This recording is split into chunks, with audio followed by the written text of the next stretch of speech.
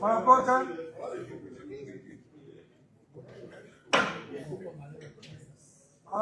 distinguished colleagues,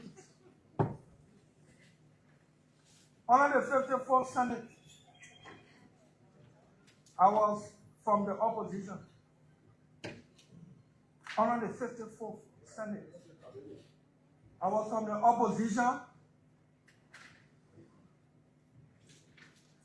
and I was allowed to be critical. And I was critical on the issues.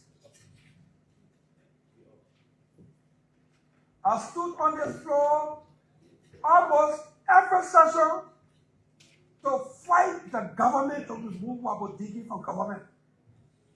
I was not anti-Nigerians. I was not anti-foreigners. I was standing on the principle of the law that people who do not meet certain bare minimum legal requirement or qualification cannot occupy government offices. In fact, I was jovially referred to as Wabodigi. By the time I raised my hand here, the whole Senate would laugh, Wabodigi. But I told them, distinguished colleagues, I was in opposition in the 54th when CDC led this Senate. But we pushed in line with our oversight for Zorizo, peace be to the artist, to be denied Senate confirmation. No, I want the person who can be serious, I want to don't take us seriously. Understand?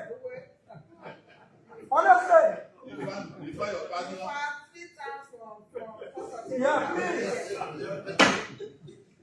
Madam President, distinguished colleagues, Toga Nimlen was named designated chair to head LERC, the Liberia Electricity Regulatory Commission. He was CDCN under a CDC gavel. We led this Senate to reject it. Madam President, Dalito Kale was nominated by President Weah, a CDCN, under a CDC gavel. Our Senator Dillon, we led that main rejection in the Senate. We were opposition. Madam President, distinguished colleagues, for 3 years, I did not vote for the budget on the record because I was demanding domestic debt list. Once did I hear, never did we hear that we were anti-coup people because Samuel Twe and John Weah are coup people. Where is nonsense coming from? How about you? Please, Madam President, distinguished colleagues, where is nonsense, left-threatening thing coming from? That when you speak on governance issue, oversight, then you are supposed to be anti-NIMA. My left is threatened, my left is at risk because the people who speak in, I know them. Madam President,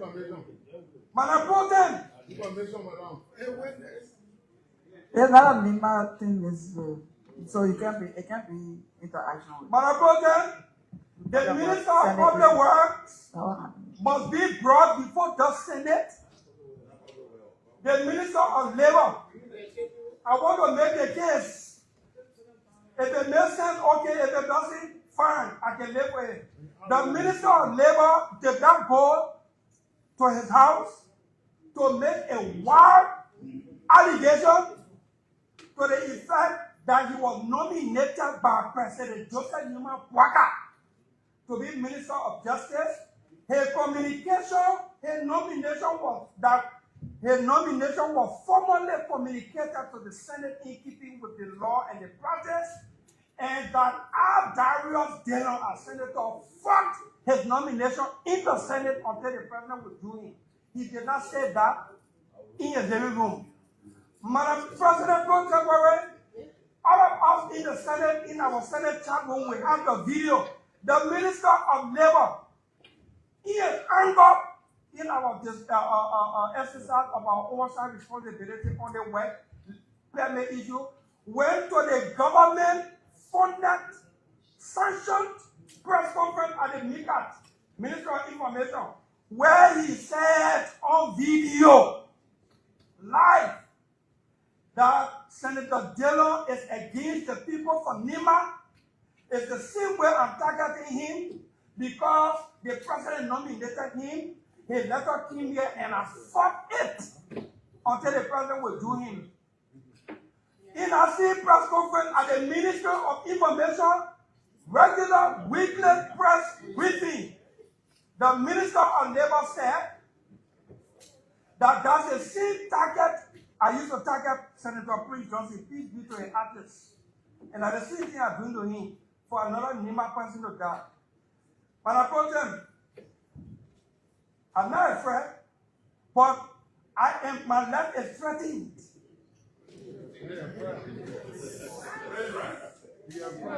Your life can be threatened. Why are you being in front of the threat? You understand?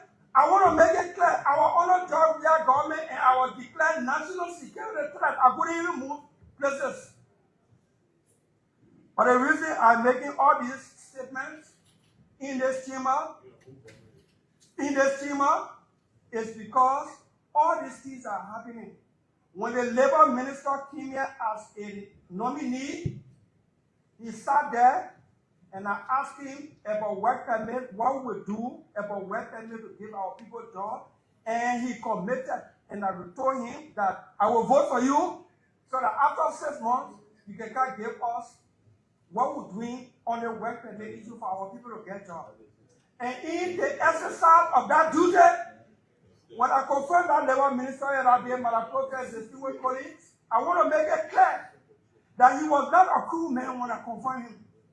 He was not Basa. He was not VAR. He was from Nima when I confirmed him to be Minister of Labor.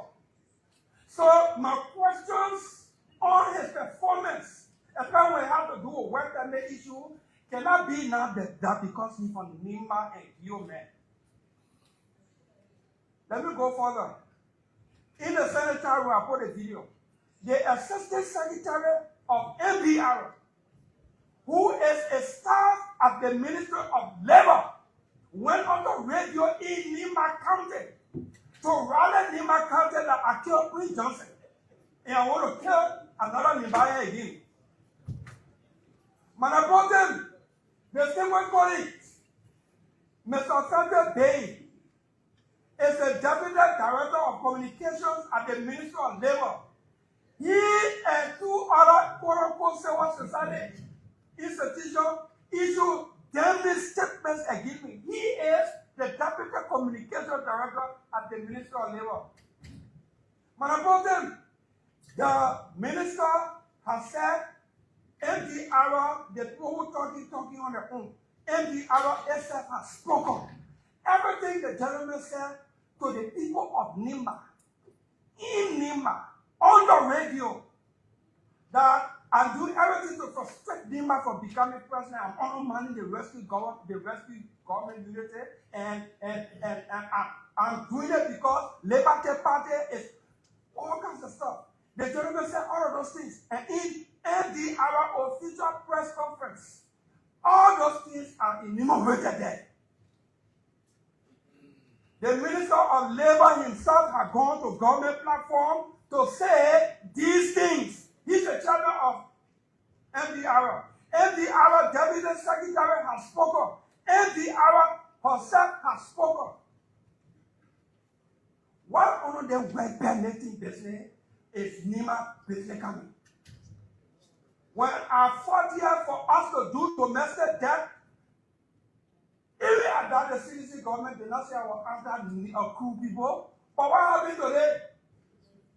After audit of domestic debt, officially the GSC reported that the government should not pay $704 million in domestic debt on verified claims.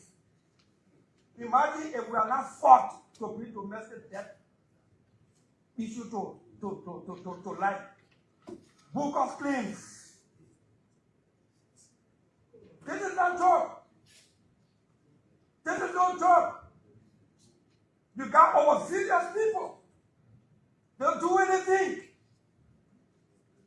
So I'm asking the Senate, and let me close. I'm making a case for Mr. Eugene Fagon to be brought before the Senate.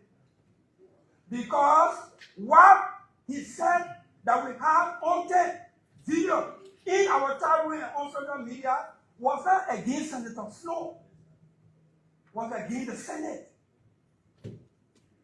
Was against the Senate. At this point in time, Liberia has seen plenty quote-unquote heroes. But by the time they die, they are forgotten.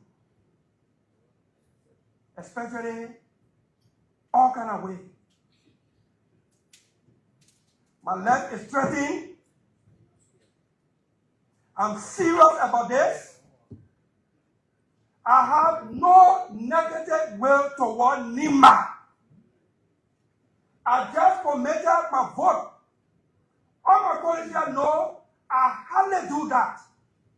To commit vote in advance, especially doing confirmation hearing to somebody. I committed to Martina Timba last week because he performed, he convinced me that he can be a good minister of mines. I committed that vote. He's not from Grand Bassa County. He is not from Riverside or Sino or Grandview. He is from Nima. Senator Taylor, I could be lying down one day. I know those people that are talking. During the war, when war started from Nima, everywhere a Nima man who had gone entered, he said, "Bob, because he expected everybody to be from Nima." I know them. Hold on. I know them. I know them. They will say that they will defend one another. When you put it there, then they quit. I will submit. Hold on.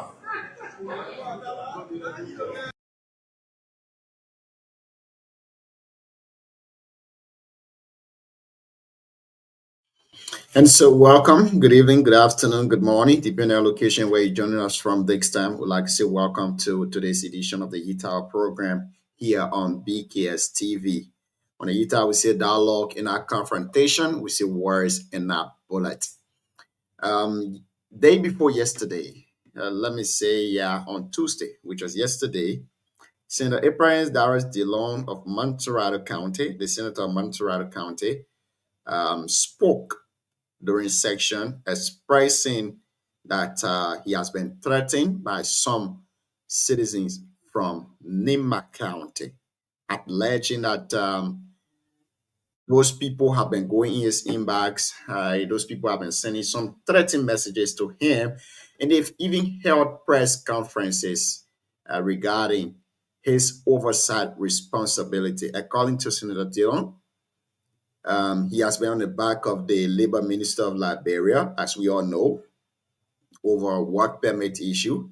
And this issue now has taken the turn where some people are going on the round table to threaten the life of the senator. Now, you just listen to Senator Dillon. We are expecting our guest on the show here tonight will be hosting one Madam. Let me get her name correctly here. I don't want to be hearing any contempt. Let me get her name very well.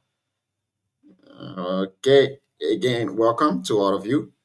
We'll be hosting the IG of the Ministry of Foreign Affairs and also the chair on Ways and Means and Strategic Committee for the United Party NIMA Fundraising Committee. Her name is I try to get this one right. Try to get it right. Okay. So bear with me. Just a quick second. Okay. So she's the IG of the Ministry of Foreign Affairs and also the co-chair. Her name is Ya Yene.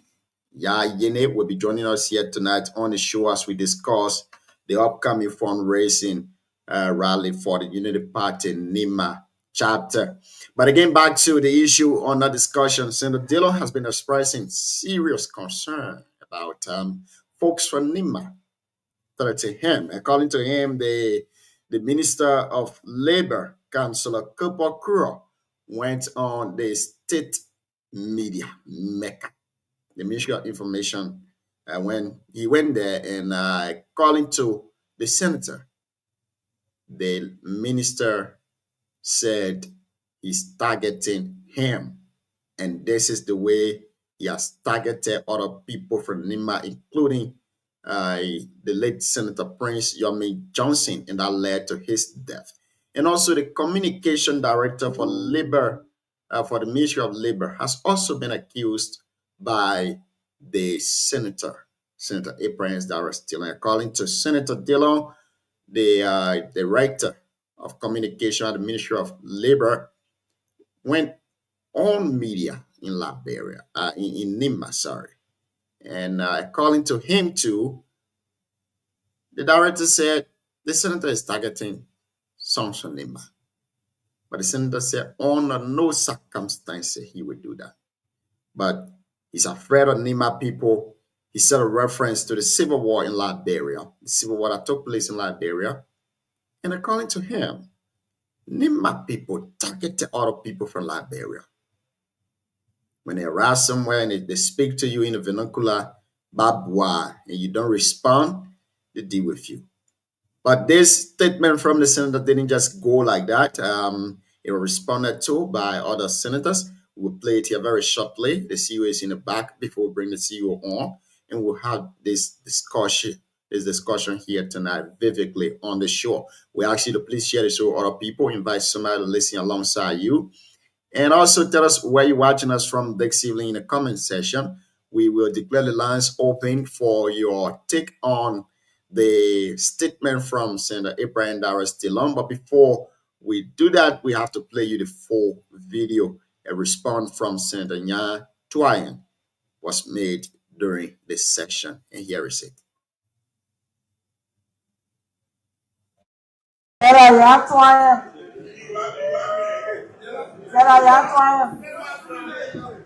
Thank you.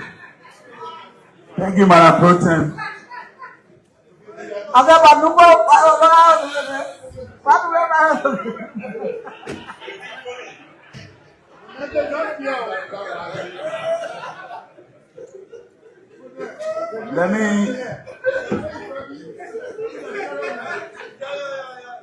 Madam Pro Tem, let me begin by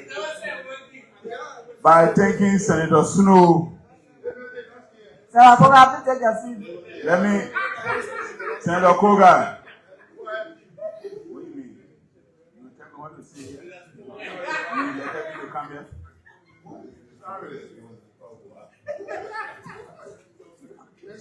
Thanks to Senator Snow for outlining in a very articulate way the chronology of disrespect towards senators, if not lawmakers, by members of the executive. I think to begin with, we shouldn't give people the platform for the performative, flow that they want from us. The first suggestions of, that were put on the floor to refer this matter to the president and the executive will be in line. If we bring people here, put them on an oath to ask them why they can be here in contempt, they're already in contempt for being disrespectful. How many times the Senate has not communicated to the president about decision that the Senate sees prudent on policy matter? How is it different from disciplinary matters? We can carve our own disciplinary matters and send it to the executive for the president to act. Instead of giving a well-organized stage on the floor of the Liberian Senate for people to come and perform here, how much punishment will be meted against them besides going to jail for a few hours? So let us carve a way in which we can communicate this to the executive for and describe their punishments. There are punishments that will hurt people out in their pocket, or that will bring them, or that will impugn them. And having said that, let me, on behalf of the people of Nimba, say to Senator DeLong, whatever threat you keep emphasizing, it is not by and through the people of Nimba. Few elements that are overzealous can make any comment. I stand, against the kind of violations that Mitasi carry on in Nimba. How many times did you see my own people having press conference against me? People have press conferences. Mita induce people, women group calling me names, people, writing all kind of things on Facebook, I sign for money, somebody paying me. It's part of the bad political culture that we find ourselves in. So the people of Nimba are people who are law-abiding, peaceful, and very friendly. There is no authority in Nimba threatening you. You are a brother that will have nothing against but admiration because of your stance, some of which benefit Nimba. So we will take the words of few disenchanted politically paid agents to reflect the views and aspirations of the people of Nimba. We are decent people. That's why we will stand on this platform and approach them to say that insofar as we are hurt by some of the comments against you because of your stance by those kind of paid agents, I think you took it a little bit too far as well, and we take a back that you would think that during the war, Nimbayans would get all over the place for say everybody to be Nimbayans. That was not the case. And I know we didn't choose for the war to pass through Nimba, but every one of us became participant of the war, and even some people were very, brutal in it at last. So we want to assure you that we're going to have some consultations with some of the elements that are making a comment are not even, who even know what they're from Nimba. And the few that you have identified from Nimba, definitely, they don't represent us. For heaven's sake, I am one of the senators from Nimba County. This is another one. And that was not the superintendent making the comment. It was not the chief editor for Nimba. It was not the youth leader of Nimba. Nothing. These are paid political agents. And so their comments should not becloud our decent character that we stand for. But we're going to make sure that we will definitely have consultations. And our people also can be assured that Honorable Kupa Kura, being the Minister of Labor, whatever he does in his functions of his daily life cannot also be a Nimba issue. In as much as he's one of us and will do everything possible to respectfully protect him at some point in time while urging him to do the right thing, but he is not Nimba and Nimba is not him. And so I want to say thank you for the platform, Senator DeLong. Don't be threatening. The people of Nimba are not threatening you. They love you. Continue with your advocacy. And as much as it will benefit the entire country, I don't think that we should be bringing people here to get stardom to them. Honorable Fagon, the Minister of Labor, or the guys from the Ministry of Internal Affairs, this Senate must make a decision if it is convinced that these people are in error for us to recommend disciplinary action to His Excellency to be meted against them. Asome. Thank you, distinguished colleagues. I think we've heard everybody on the floor, but I will say here, in the spirit of coordination and to resolve this matter, will seize the matter. Leadership will make an arrangement to meet with the president, with the secretary of the Senate. Please communicate with the nation and make the appointment for leadership to meet with the president to address these issues. Thank you, Senator Taylor. Please come and preside. I have a meeting.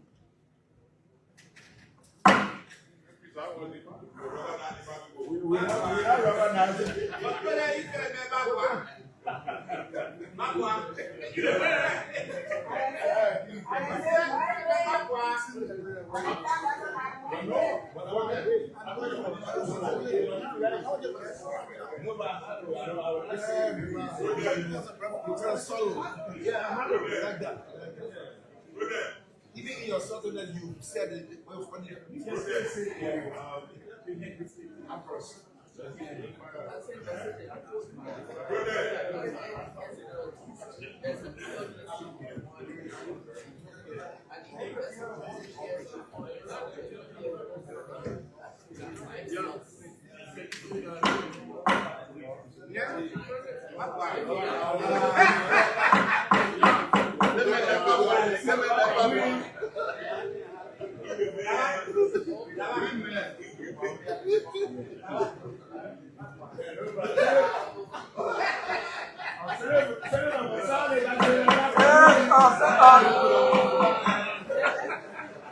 Police, Senator Nyatwaya. Senator Nyatwaya, approach the president.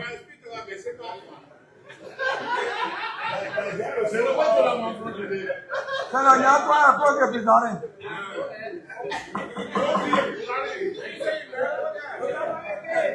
Senator Koga.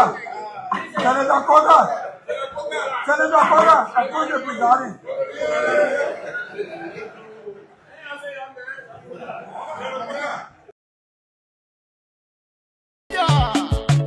But where you want come back, but where you want come back, go back where you set back. Where you want come back, go back where you set back. Yeah, we are coming back. Move on here, we are coming back. Yeah, you says yeah, you are merrymaking. We get you says yeah, you brought all hardship. Yeah, you says yeah, you are dancing buka. We get you says yeah, you took it to smoke. So move on here, we are coming back. That is a And so, move from our year, we are coming back, man. We gave you 6 years, you took it, you are dancing buka everywhere. We gave you 6 years, you took it. At Ledger, you were smoking weed. Let me say it, the screenwriters say it. Again, folks, welcome this evening to BKS TV. Welcome to the Heat Hour program here this evening on BKS TV. On the Heat Hour, we see dialogue and our confrontation. We say words and not bullet. Ataobe, please mute your mic. We are having some feedback.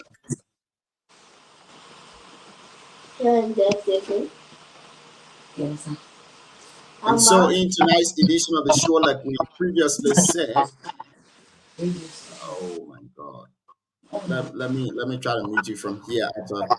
I've done it.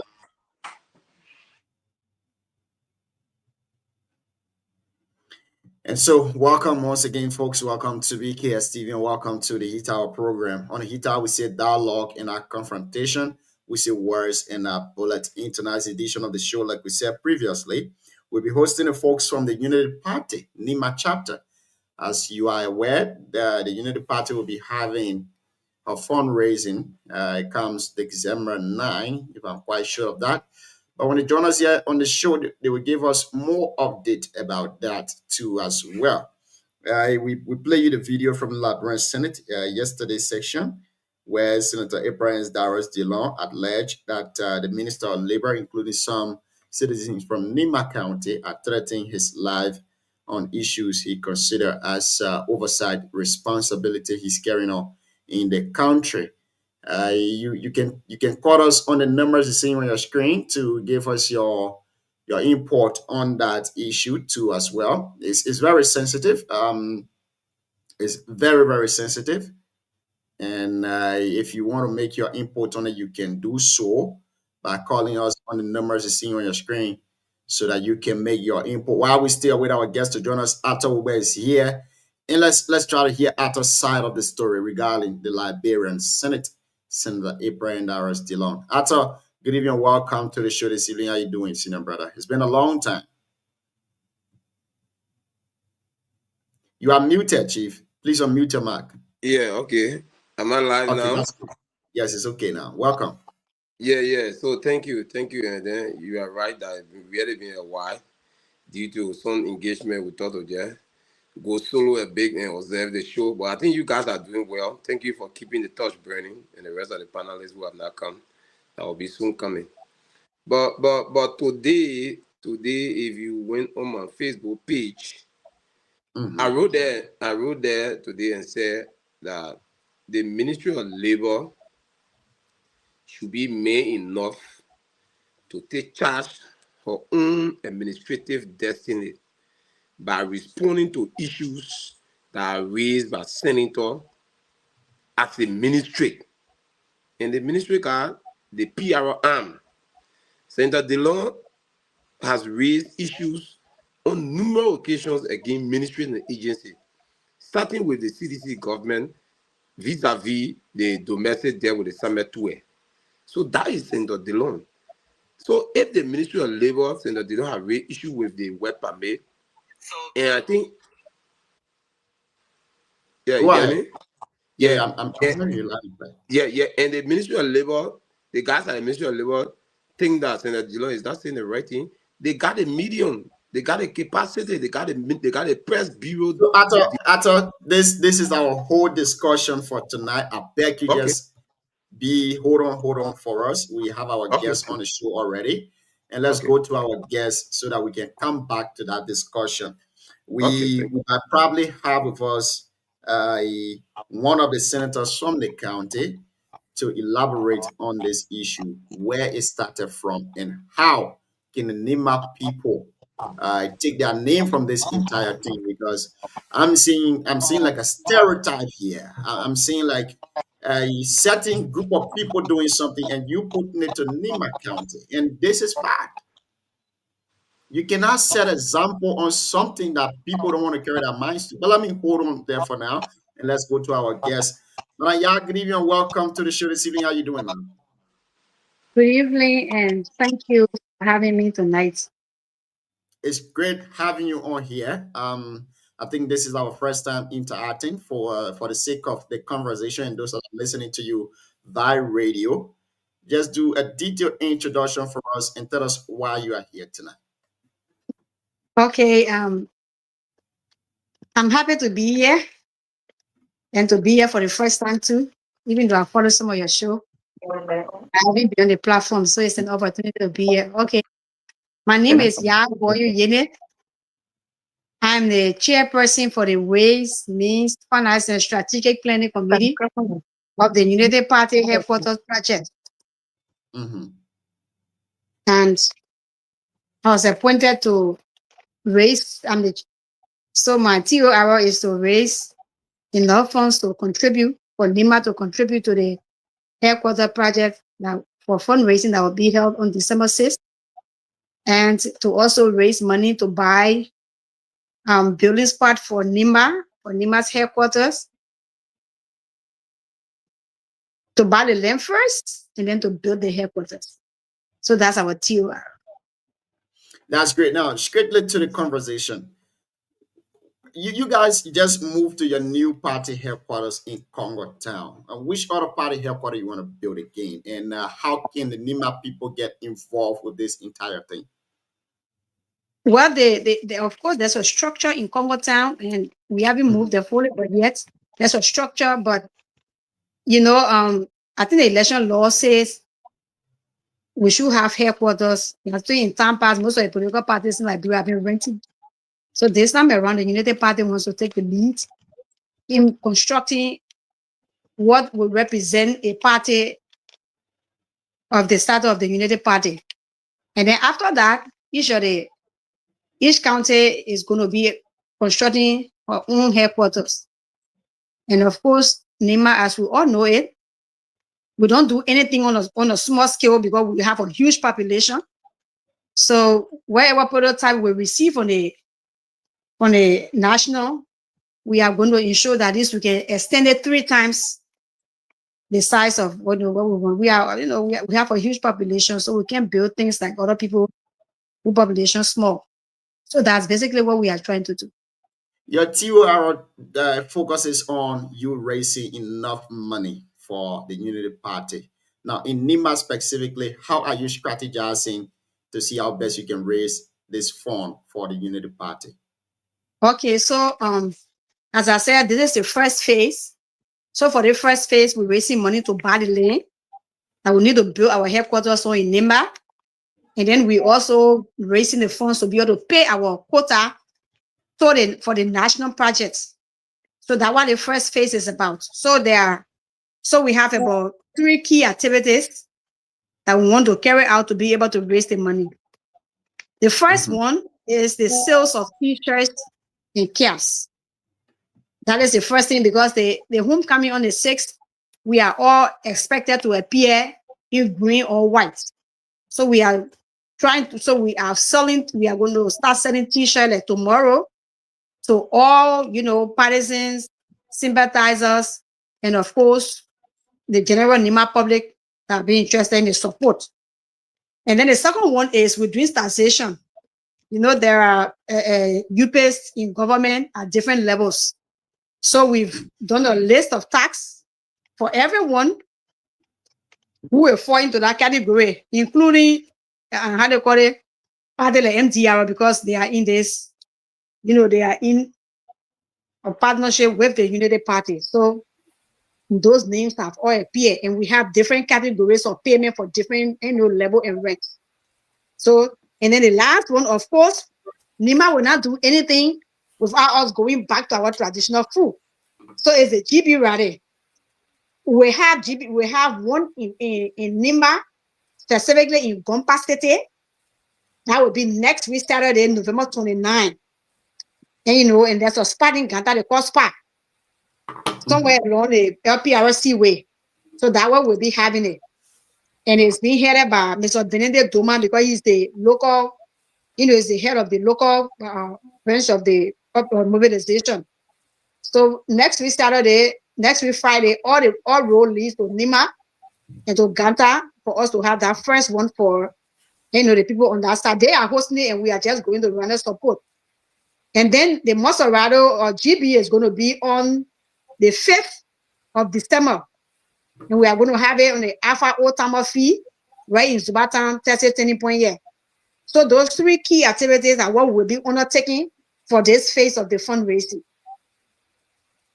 So now I have a lot of questions to ask, but let me stop here for now. Mana Lorena, we'll give you the opportunity so that you can quiz our guests. We'll give you the time to host the show today. You in the Senate. We'll come to you after. I beg you, please hold on. This is like a session today, so I recuse myself. Mana Lorena, please sit in my position and then on the show for us on this edition. Yeah, see, Lorena, you know, I think you should have, let us know in advance so we can help, spread the word out, advertise it, talk about it more on our page, and then most people are going to come. But it was very short notice. Regardless of that, we tried to do it. But I think the next time, let us know in advance so we can share the word sooner. Yeah, thank you, CEO. Thank you, Junior. Thank you to our guests. And CEO, yes, we can have another one maybe this week or sometime next week where we'll share it maybe like 2 days before the show. Yeah. That would be okay. I think they will be ready when we give them that opportunity. So I have a question for you. So Honorable RG, so is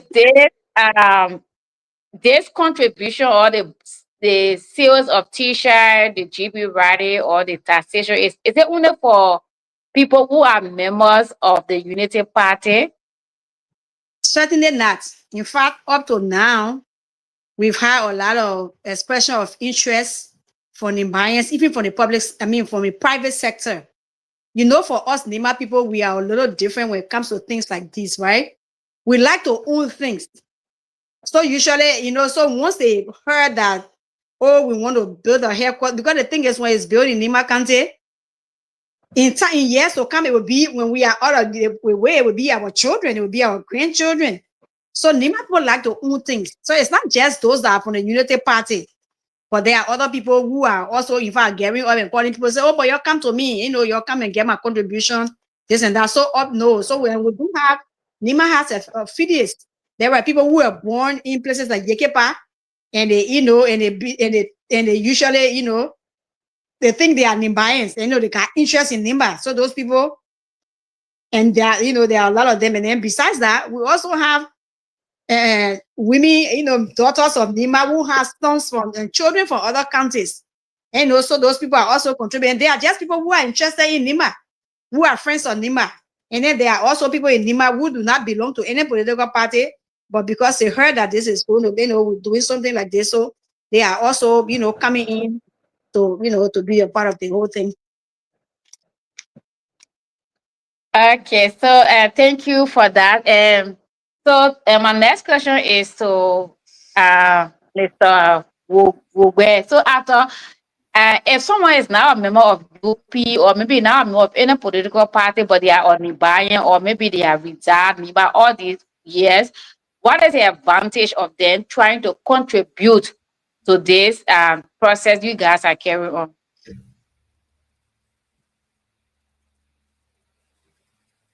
After the question is for you. Yeah, he's muted. We can hear you. You are muted. Oh yeah, because he's okay.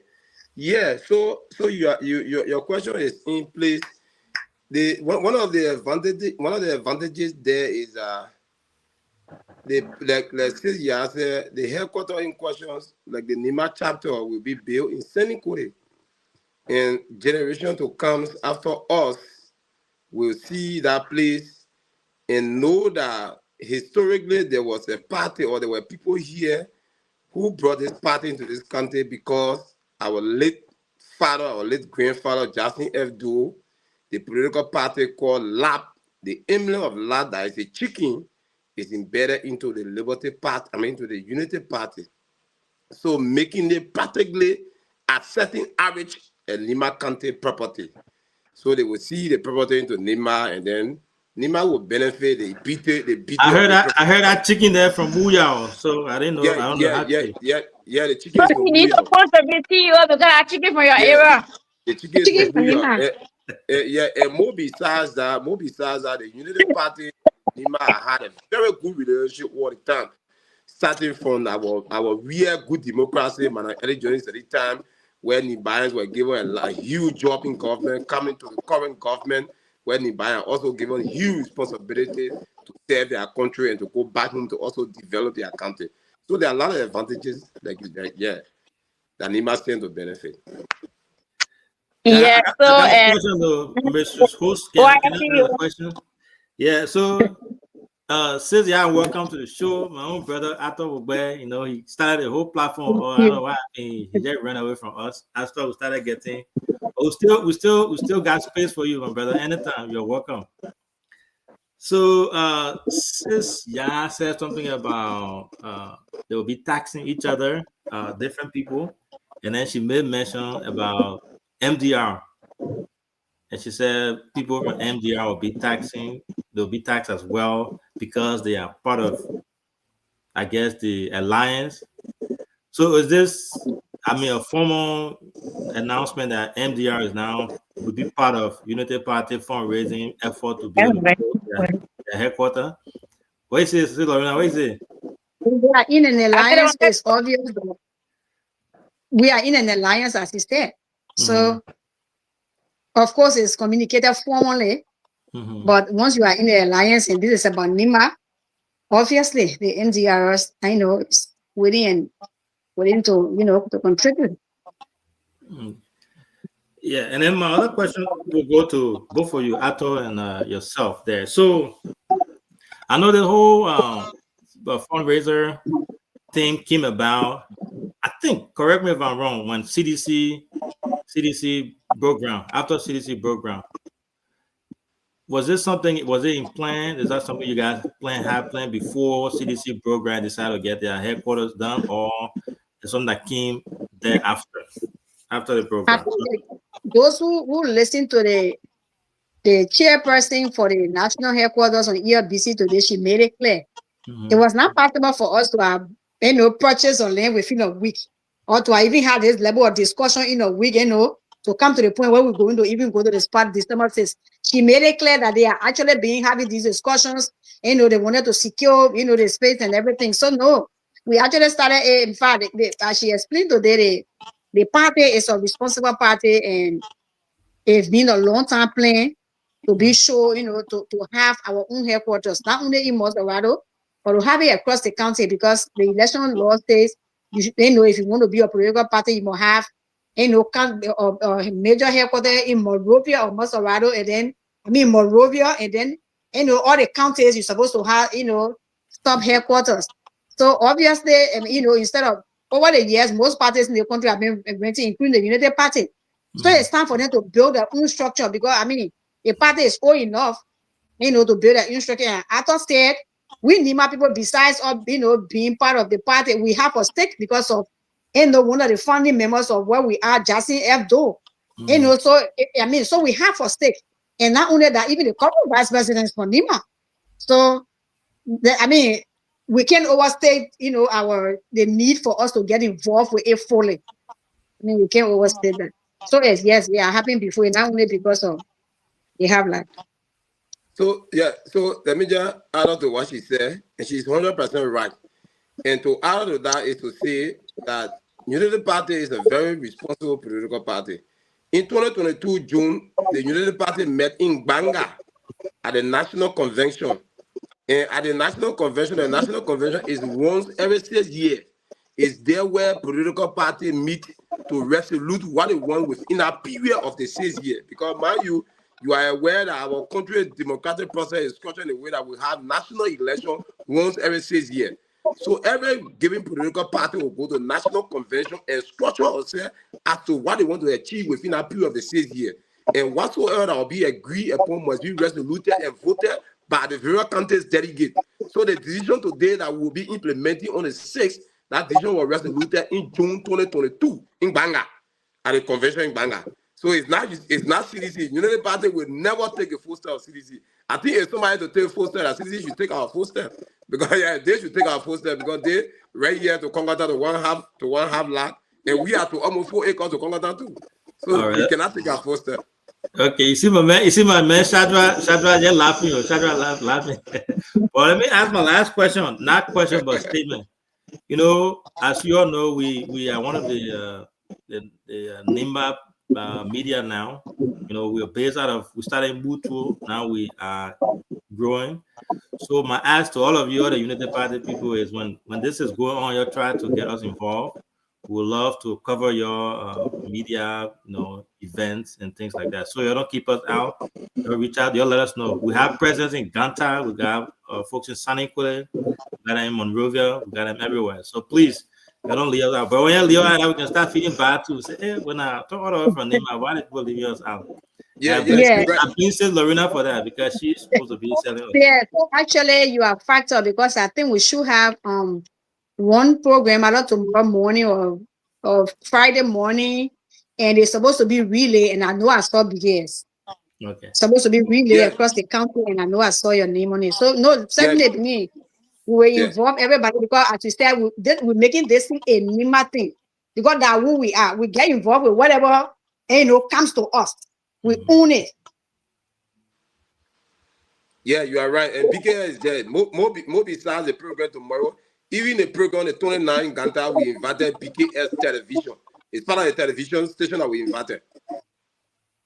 Thank you. Now, I will ask this question. DK, you will be the last, because you from the Unity Party wing, and Shadrach is here from the CDC angle. I know Shadrach will contribute, but let me leave it with him. Shadrach from CDC?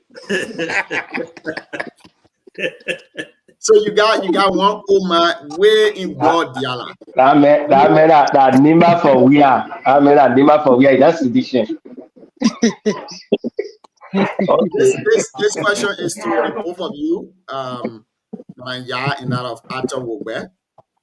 What if old lady who's sitting in broad Diala wants to be a part of this fundraiser? When I listened to Manya, she said it will be T-Shy sale facing on GB, and there are only 2 locations. But you're saying Nima County as a whole. So if someone from way Butu, Blood Diala, and other parts of Nima that want to form part of this project, how can they do so? Okay, so we have another we have the local engagement that is chaired by Mr. Benedict Dolo. Mr. Benedict Doma. And so what we're going to do is, and besides, there are 9 coordinators in the county, beside the other officials. So once we get the t-shirt, even though the actual activity is going to for this round, this first round of fundraising, even though that activity will be held in Gantaba, when we send the t-shirt to Nima either tomorrow or so, the coordinators are actually going to come and receive the t-shirts and also take it back, to the different locations so that people who want, who want to purchase t-shirt can have it. So even while we'll be in Morovia here, maybe on the 6th, the other people in Nima will also they will wear their t-shirts, because it's a nationwide thing. Everybody will not be able to come to Monserrate, but everybody will have the opportunity to wear a t-shirt. And as I said, this is just the first phase, to buy the land and then to make our contribution to the national headquarters. But as we move to our own, headquarters, we are going to have this thing on a district level as well. I don't want to divulge our plans for the second, phase of it. But actually, we have plans to ensure that headquarters thing, we're not just saying people own it. We are actually going to ensure that they get to be a part of it. Not just maybe through radio or anything. We are going to have personal interaction with our people from one district to another when the time comes. So we ensure that the t-shirt will go to all parts of Nima. So that on that 6th, this and some can also have their own gallery, not just in Monserrate, but wherever they will be. Because everybody will not be able to come to Monserrate. Follow up to that, how much is it that Nima wants to contribute to the national budget? Let me say so. Okay, so the party is supposed to give us a stealing. But what we have said and we intend to do is we intend to contribute the highest. And we will contribute the highest. So right now, our target, what we're targeting to raise at this point is between 150 to 200,000. That's our target right now. But whatever the ceiling the party comes our way, we intend to actually win this rally. Because there will, they are asked everybody to contribute, and there will be a winner. And of course, there's no way Nima is going to go to that place and we don't win. So as we said the other day, we said, well, if somebody else wants to win, that's fine. But you have to work over time.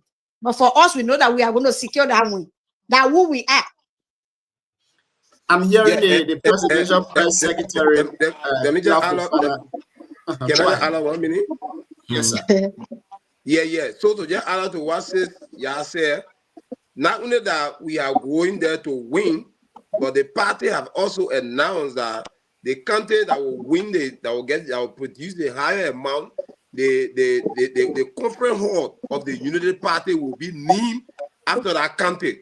So what we have decided is that to go there to also win and ask the party that the conference hall be named after Johnson F. Doe. Saying indeed the Liberal Action Party is into the Unity Party. Thank you. This will be my last question to you, directly to you, Atta. Then we go to Shadrach. Unity Party now is in governance. Why is it that the issue of building a party headquarters has become national concern and not focusing on the bread and butter issue of the Liberian people? Okay, well, when the first year is that the government is very concerned about the bread and butter issue, evident by the activities of the government to the national budget, funding to various ministry and agency, and also to our local county authority. So the government is very concerned about the bread and butter issue. That is the reason why the government have invested hugely into agriculture. And that's the reason why the government also decided to bring into the country a huge amount of yellow machine, not only for road construction, but for also agricultural purposes to help our people to face that farm to market road. But the issue of the party headquarters is squarely lies within the partisans who are members of Unity Party who come across the country who think that it is important now to have our own party headquarters. So to do that, it does not in any way mean that the government is not concerned about the bread and butter issue. The bread and butter issue is a key issue which is at stake So the government is taking it very serious. That's the reason why when you look at the current national budget, not only that we carry to 1.2 billion, but the sectors that make serious impact as it relates to the bread and butter issue, they are being prioritized. That is the reason why that's the reason why at FPRC, the deduction that was done there, we are saying we'll be allotting 1 million to every county to maintain their yellow machine. So to get county that NEMA 1 million just to maintain yellow machine. You know how many person will be employed on a yellow machine? To get county that River says 1 million just to maintain yellow machine. How many people will be employed? So by that means you will be putting money into the people pocket and the bread and butter issue will be settled. So the government is very key and concerned about the bread and butter issue. Why the two want to be our party headquarters? Thank you. Shadrach, Before Shadrach, let me say one more thing, because maybe I may have to jump up here. So we agreed that we will host you guys again one more time, hopefully next week or anytime this week. Let us know so we can advertise it and then plan better. And I'm pretty sure when we do that, most of your Unity Party people will be here to attend. Okay. So Shadrach, you can go ahead. All right, I want to say a big thank you to our guests. But is this my sister Yaboyu from Simiris? Yes, this is Yaboyu from Simiris. Hey, I salute you. Yeah, Thank you. I must admit you are one of those sisters that we got serious respect for when it comes to being illustrious, elegant, and up to standard. So you have my undiluted respect. I'm honored. Yeah. Thank you. But I'm trying to dissect your energy in proportion to your placement, because with the Yaboyu I know, she's somebody that stands for, when she stands for something, she stands for it to the end, and she does not believe in injustice. So this was the Yaboyu I knew yesterday. So coming to today, I'm just trying to look at, my woman have a parable that says when you're dying for somebody, they should be ready to get writing for you. But you can't be dying for somebody at the same time they're not even ready to shed tears for you. So I'm looking at the relationship between the Unity Party and Nima County. Now, Nima County is like a beautiful lady that found herself between two handsome-looking guys. One of them is not that handsome, but he offers everything. Who is the CDC? The CDC, in her 7 years regime, brought to Nima County. Ganta today have an administrative building, the market building in Ganta, the hospital in Pabli, the high school building in Ban, the road leading from Ganta to Lugwatu, from Ganta to Secretariat, subsequently heading to Grand Gile. The dam being constructed at Wedi, the housing units. I could just name from now till tomorrow.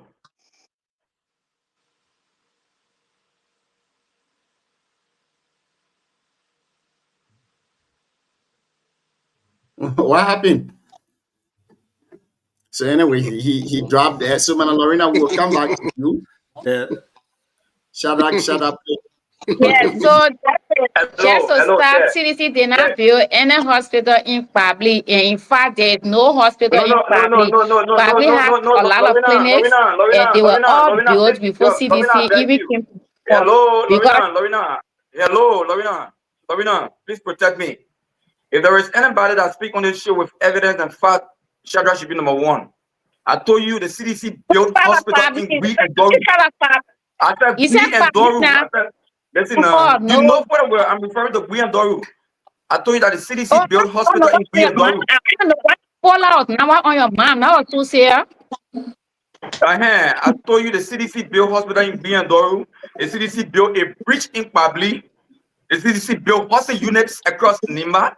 The CDC built a morning market. You mean the chicken horse are on the road going to me?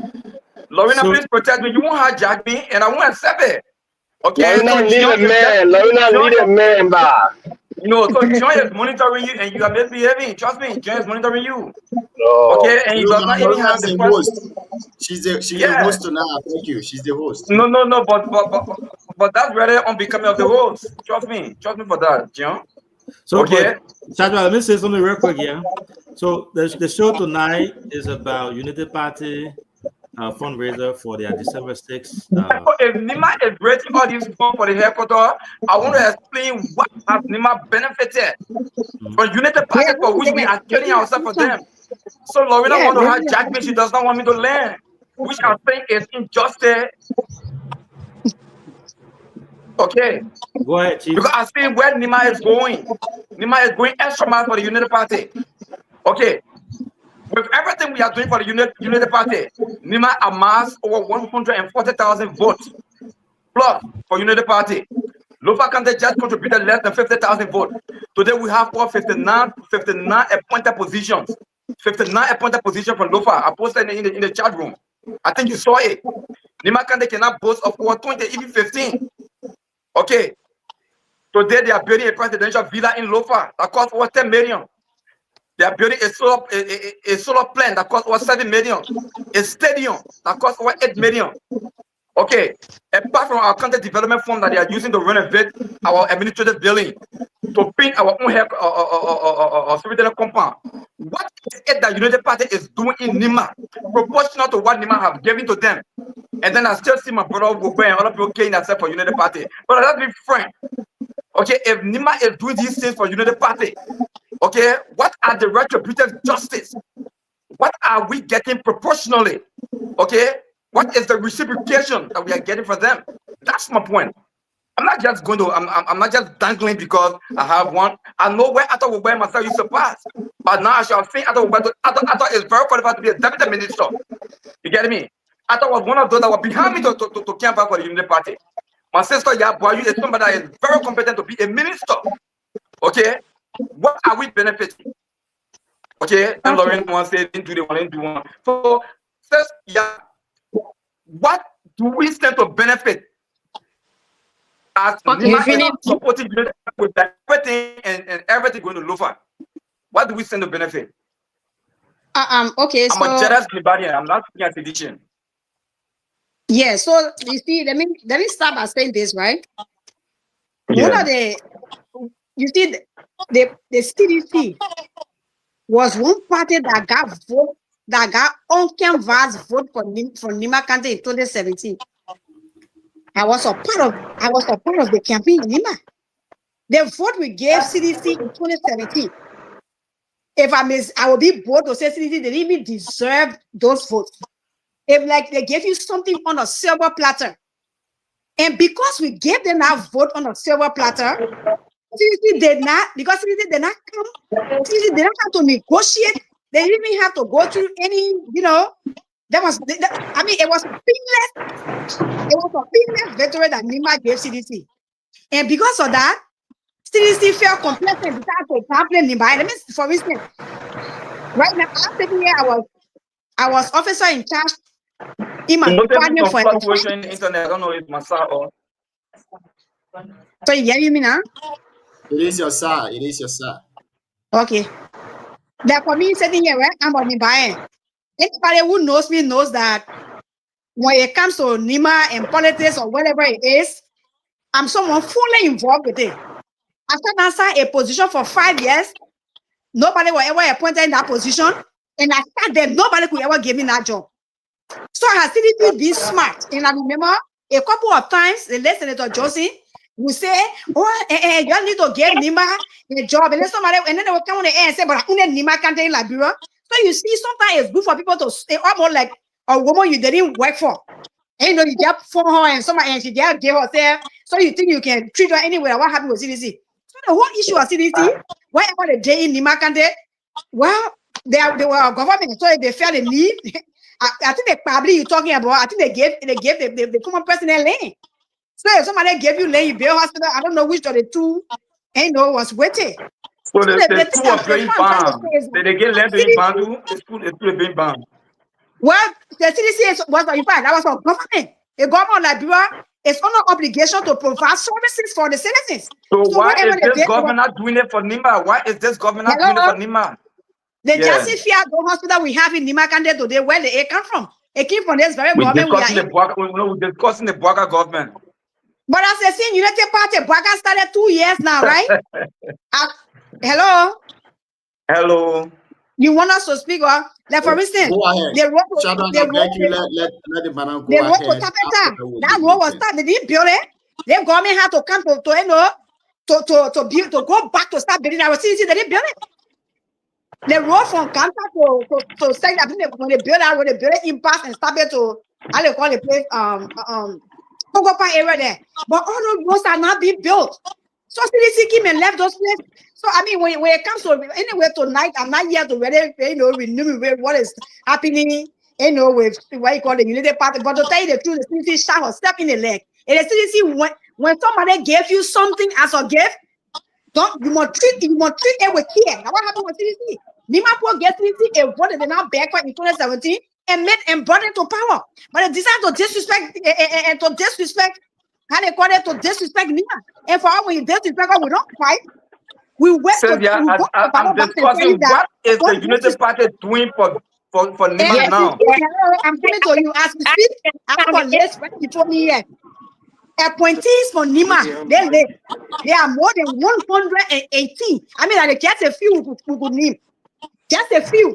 More than 118 appointees. So what am I saying? So the thing is, and besides that, the vice president of the Republic of Liberia, that's for Nima. That's cool.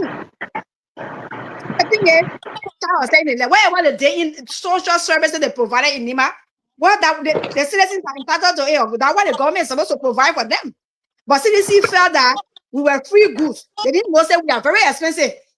So when the CDC start saying in the because if somebody like me sitting here, and maybe that job you've given it, you know how many person you are being able to handle just by that. But it was other you are citizen. And the thing is, Liberia should be for everybody. Liberia should not be for party. So when you choose to deal with people because they are policy work, that's some of the things that can happen. So I hope they are learning the lesson. So can I just pick up from what Sylvia took it from? Okay. So Shadra, you spoke. I was very quiet. Listen to you. I hope you be quiet. Listen. Yeah, I beg you. I hope you be quiet. Listen to me. So let us be very fair on this show because there are a lot of people who listen to this show and people respect the show a lot. Every information that is provided on the show should be information that are true. Shadra, for you to appear on this show and say that Joseph Baka government, Nima do not have more than 15 appointed officials, then you're not doing good thing for the show. Let me tell you why Nima got more than even 30 appointed officials. Just Ganta as a city alone. Let me name an appointed official from Ganta. Benedict Dono, Deputy Minister for Small Business, Minister of Commerce. He comes from Ganta. Federal Copper, Deputy Minister. I'm not discussing deputies and assistants. I'm discussing ministers. Ministers and director proper.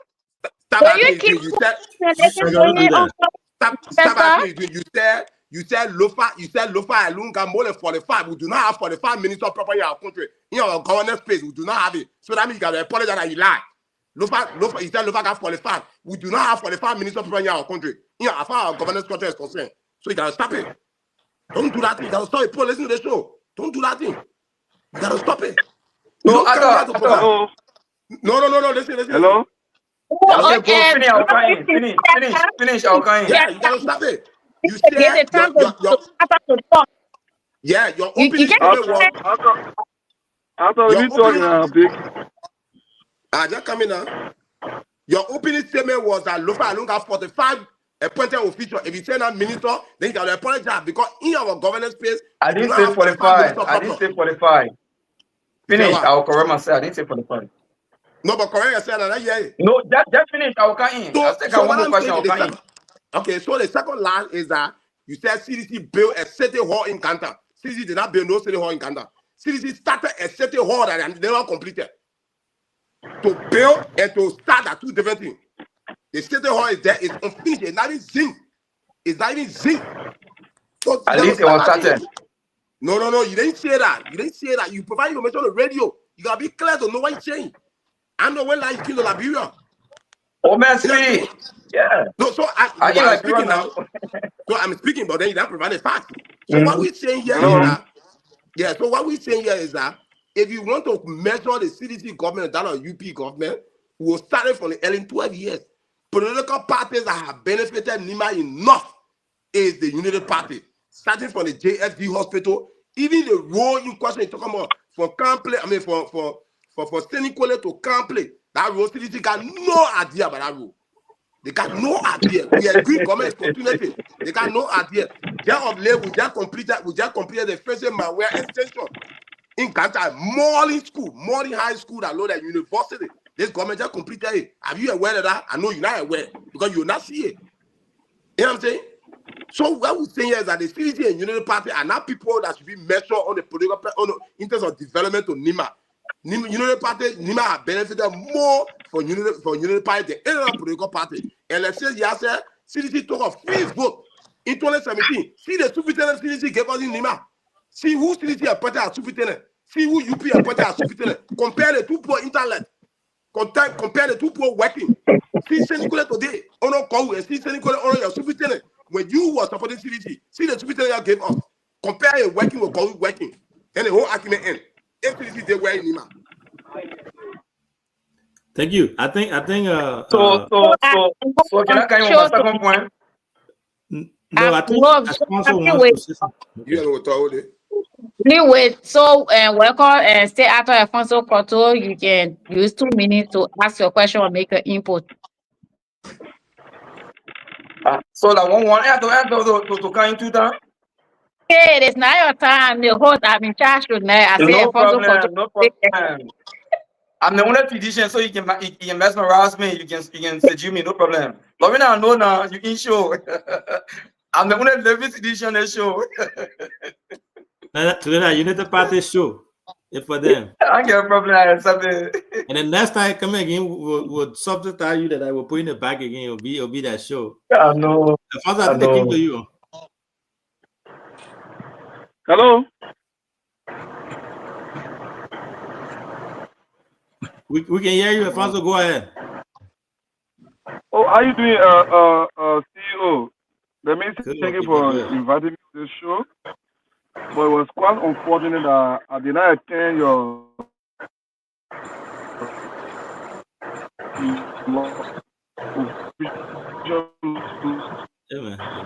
launch encounter because I was hit with death. I lost 2. My name as a son of Senequale and one of the former officials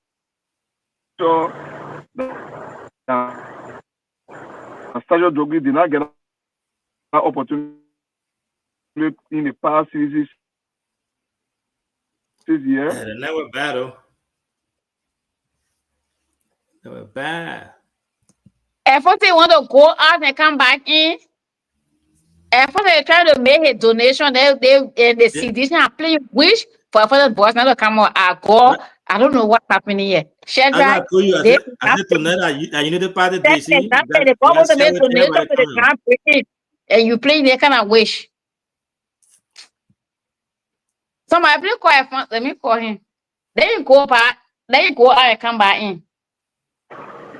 But before he comes in, you know, I would say Cesar and Ato, as you can see, I think we will do good advertisement and we spread the word out in advance.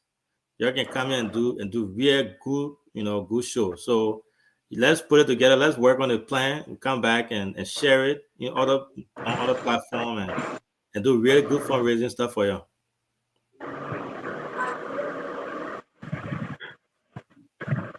So why Alfonso is trying to come back in, Charity, welcome to the show.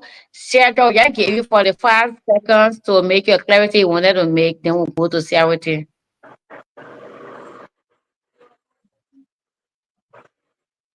You talking to who, me? Yeah, I said 45 seconds you wanted to make clarity when Arthur spoke, so you can go ahead with your clarity. Okay, yeah, so I'm just baffled when I heard my comrade Arthur pontificating over words and what to say. To be frank, I said the United Party got over 59 appointed positions. Okay, and out of those 59 appointed positions, you have LRA from Lofa, Finance from Lofa, Central Bank from Lofa, or Internal Affairs from Lofa. But Nima just got 2 permanent or direct area. And I was also naming other development. But it baffles me that my brother will go from Unity Party town from Ellington to grab Justin Fiado development from Ellington and bring it to Joseph Boakai field regime. So, my sister, every one of us love Nima County the best. I'm not against Unity Party, but I want Nima County to benefit. That's what I said. When you're dying for somebody, they should get writing for you. We can be grateful for doing all the things and then everything going to look fine. You get me? Okay, thank so you. let us Thank have you. retributed justice. That's my point. Thank you. Thank you, Shadrach. So one of the things that CDC failed to do, like for example, Honorable RG, the RG position at the Ministry of Foreign Affairs is equivalent to Deputy Minister position. She sat near that job, she did that job, but she was never given a position. Until now, she's the RG of the Ministry of Foreign Affairs, and that's a deputy ministerial position. And I also wanted to know that if you didn't know, we don't have 2 ministers, we have 3. We have the Minister of Post and Telecommunication. He's from Bang, he's from District 7, my district. I was just in your office last week. So he's not, I mean, in fact, he frowned and said, he's angry, why we're leaving our so we have 3 ministers. We have labor. Are you going? Mass that Aqua man from Monserrato, yeah. You're not from Nima. The man is from Bound. The man from Monserrato, that Aqua man, you don't need to tell me about it. Even my brother after will not support it. The man is from Bound. What do you mean the man is from Monserrato? Yeah. The man is not from Bound. When he came from Bound. Okay, bro. Where is a horse in Bound? Show me a horse or show me a family horse in Bound.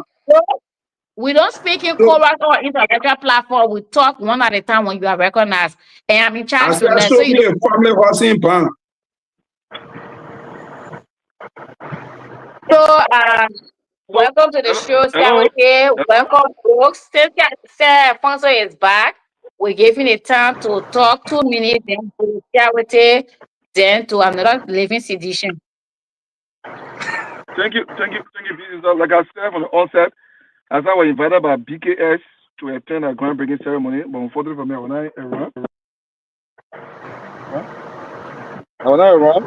Because I want to leave out something to bury my ankle and person in my soul rising perpetual peace. So in the open manner, we pledge 10 bag of cement.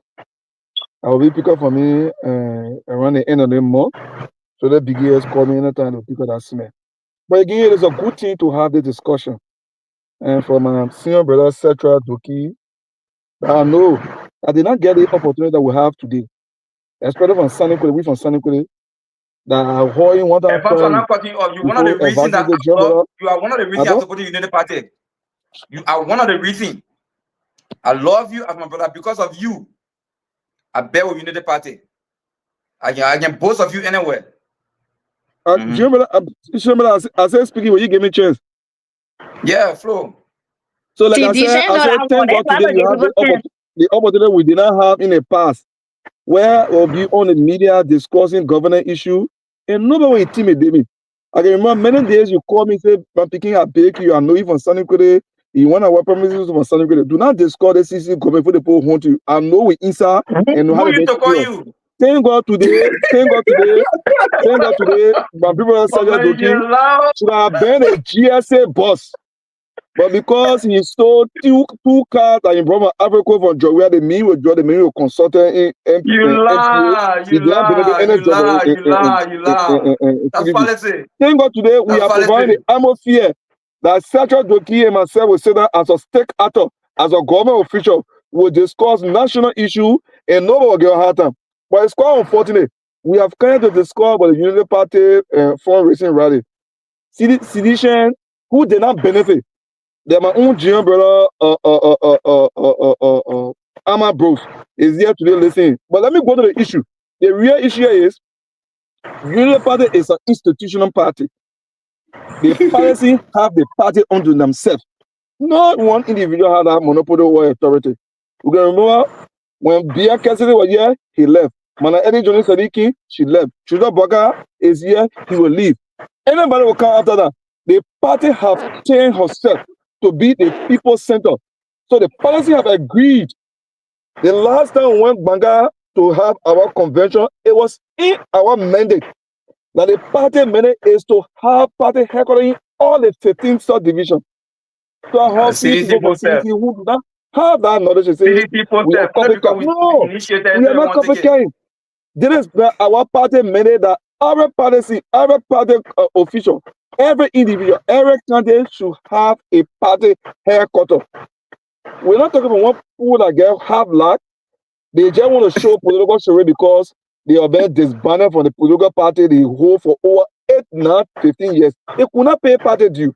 They could not bring the people party headquarters. Today, because you were also they put in money for them. So I understand. Sergio, I understand. Protect the speakers now. That track, I thought I provided a platform to speak. Bros, can you please allow Alfonso to speak? That's how intellectual speak. They don't speak together. So I'm saying I want to tell the BKS thank you for the opportunity.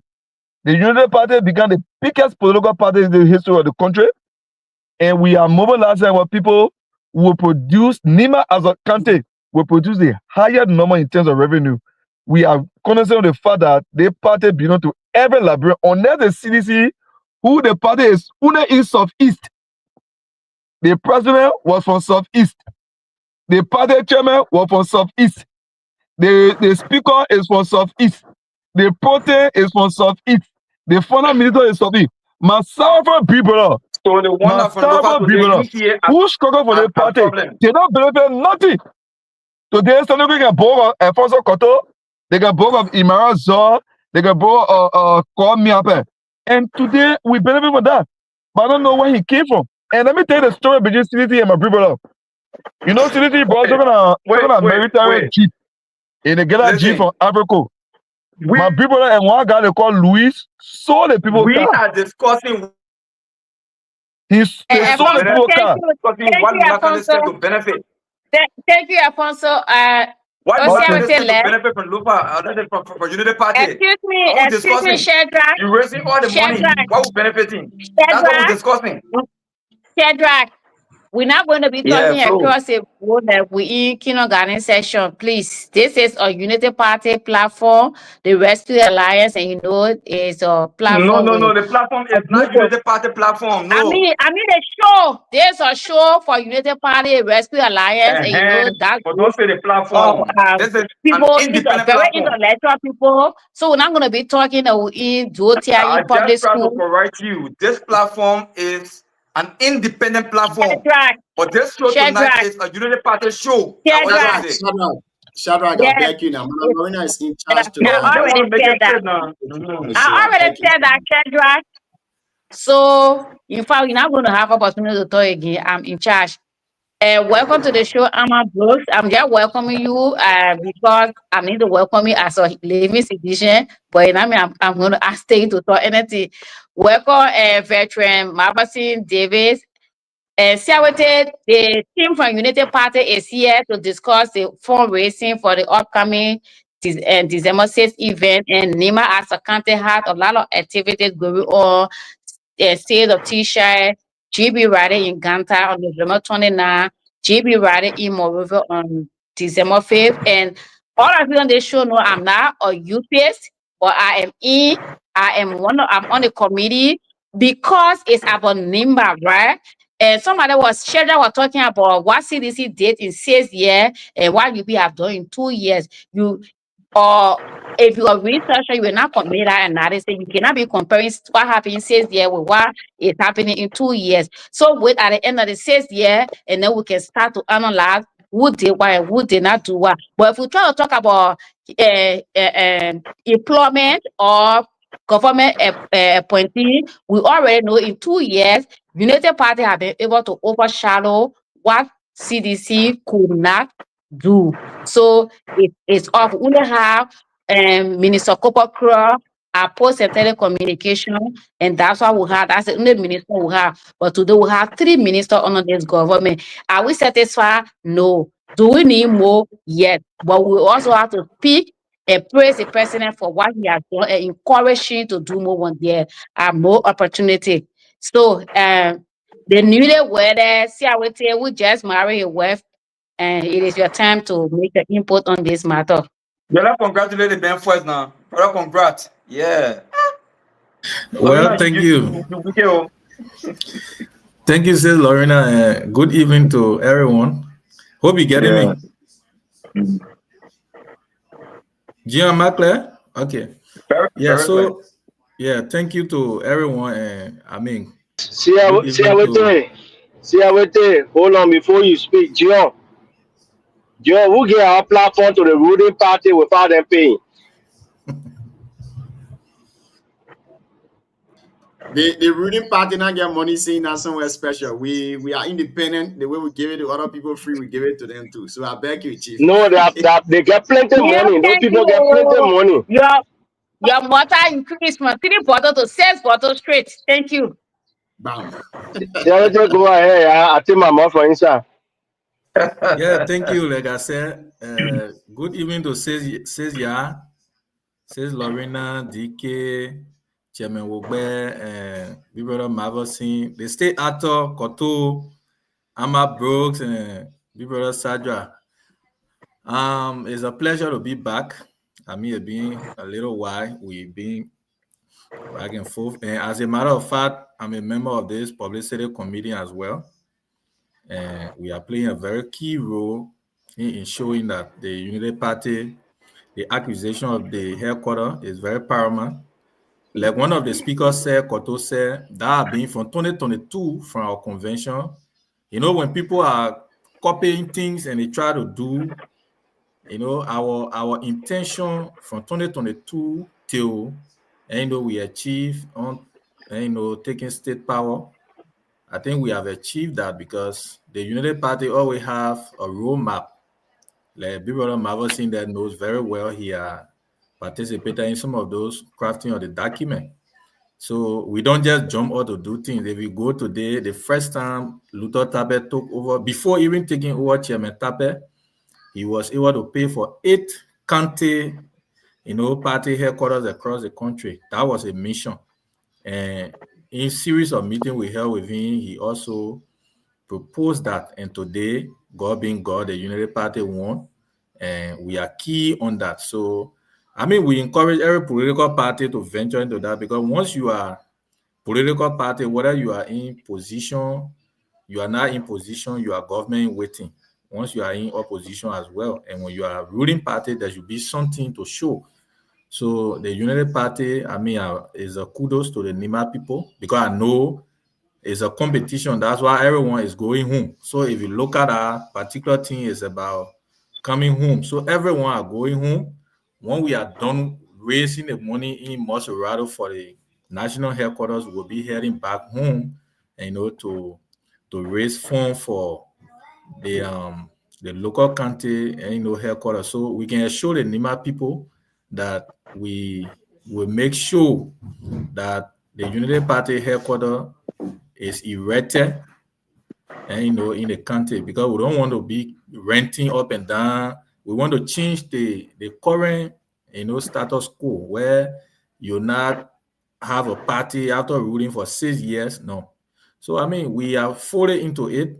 Morally, financially, we are into it. That's why we are not hiding ourselves. We are at the front, and we want to say kudos to the team. I mean, Sis and Wogbe, they are really doing well. Follow them on the OKFM and on other platforms. And today they are also on a NIMA platform that is solely responsible to provide information to the Liberian people. So I mean, we are here to create the awareness. We encourage all Nigerians to join us. This is not about just a political party, but it's about changing the political atmosphere about how people, because the Unity Party, including Sadra, don't mind, they will get another contribution, no man. Because of Alfonso Cotto, I can do anything for the party. I'm joking. Okay, so you see like to just conclude like the CDC construction chairman said, I don't know, he said I know 10% or 20% from United Parties who are contributing. 13. Okay, 13. So we hope that our own will be 20% from people that Sadra, from people that Amma, and the rest of the guys to contribute. So I mean, it's a good thing. Let's all come out and support the party. Yeah, in acquiring the party. Thank you very much. Yeah. Thank you. And Chair, I want to say thank you for your commitment to support the process, because in CDC government, nobody from St. Nicolas got job, but in this government, your brother Alfonso Cotto, Emmanuel Zor, your sister Komiape Bono, they are all government appointees, so you're going to support. I want to say thank you for that commitment. TK, where I just trying to call you, when you short, you can't hear. Okay, go ahead, your turn. So let's say because of Cotto, another person will support. I will not support. They fall reason because of Cotto and Ya. You know, so that's the opposite. Anyway, so Queen Ya, you know, I'm a visitor forever. You know, there are people in our Nima community that are also dear. Queen Ya. Let me not call name before the other people feel bad. So they are like 3 to 4. I don't want to call their name. They are in my heart. The host part, she already on the ground. I can walk on. So the host is not there. I want to night host is not there. That's why you see she I can't pull. But here's my concern. My concern is a lot is happening in Nima. You folks in the party that are on ground, that have the opportunity to work in government, a lot needs to be done. The party, United Party, is not in control in the country. The NDR and VP Kun are the one. Sorry, I'm not calling Jeremiah Kun. And VP Kun are the one that in control in the country. And the face of Kun, the United Party is not in control in the country. Why is that allowed? It's a fact. I'm a United Party man. I am a United Party man. That Cotto man was part of a Zorro group. He just became United Party man recently. That man was a Zorro group. So, if you're not NDR person or you're not FENOP, you're not FOJ, you can't get nothing in the country. The party leadership is quiet. The party leadership in the country, they are all quiet. And those of you who are opportunity to work in government, they're not easy. All of your mob is safe. No way for her to talk. But someone always say it. The treatment that is then given to senior executive member of the party, people that Roger Doma. Roger was the only party executive in the country. They sacrificed the party executive, they kept the party free penny in the country. Those people, because they're not part of FOJ or they're not NDR people, you people don't care. There are people who went to CDC, came back, went to ANC, came back, joined other party. Those people, they are being prioritized through recommendations from the vice president. People are cool. That thing you're passing around about Union Party, you're lying to our people. You're lying to our people. That party gets 0 in our country. All the parties they're scared to talk, including my person sitting down here. You're lying to them. They're scared to talk. I came to Union Party because of our rooster that in our party. If for our country, if for now that I join our party. But I take my message to them. You're lying to us. The few of you Union Party people who had the opportunity to work, you call one party executive meeting in the country and say that they'll be poor. I thought what I say because they were taking from the free poor. My visitor will not say it. I will not call her name. The plane is sitting down. They are trooping man. Not easy to talk. But you're fooling us. You want to collect so much thing. I go pay our party headquarters. We will not can see India. Wallow was just made because he said the party kill PYJ. After all, I went to people who on the highway. I said, bring Wallow back. Bring Wallow back. You're bringing back. So nobody in the party. The Union Party people not got nothing in the country. And so Omer Braga too, he's sitting down there. The people who are putting gas money together to up to him. But I care for those people. They'll tell me one Union Party executive meeting, they'll have a flat some of those things in the country and bring it to the attention of the vice president. Because you basically they meant for NDR. So you prioritize NDR people. That's why you doing to us. Oh, you're scared. And so when you're not careful, we'll promote reaching the thing you're all. I'll say, we are United Party people should not pay because you're lying to us. Before you all do this, you all need to clean up your process. You United Party people, you all need to clean up your process. Thank you, DK. It's 2 minutes now. In so doing, when you send me on the money, I see the mobile money flyer. I'm saying nothing until you clean your process. You're not United Party person, so leave our party Benin. You're not United Party person. Our party Benin will talk you also. Thank you, DK. You're not United Party person, you cool person. Leave our party Benin. Yeah, well, my brother, my party now. So thank you. You are not a host, and let me see this. So, like I said, I'm not a UPS, and everybody knows that. But it's about NEMA, and because I supported the rescue mission and still support this government, and I want to make sure that NEMA is one of the 3 counties that will win that prize. And I want to see a beautiful structure built in Seneca for NEMA that will, for UP that will help to beautify our city. So I'm on board. So do not take Tramanda for my headache. Tramanda is already been banned. Thank you, DK. So we're going to go to senior brother Mafasin David to make his input. I want to get Tramanda. Go ahead. We are discussing the United Party upcoming homecoming on December 6th. And as you know, every county is having their own fundraiser because every county will build a headquarters in their county.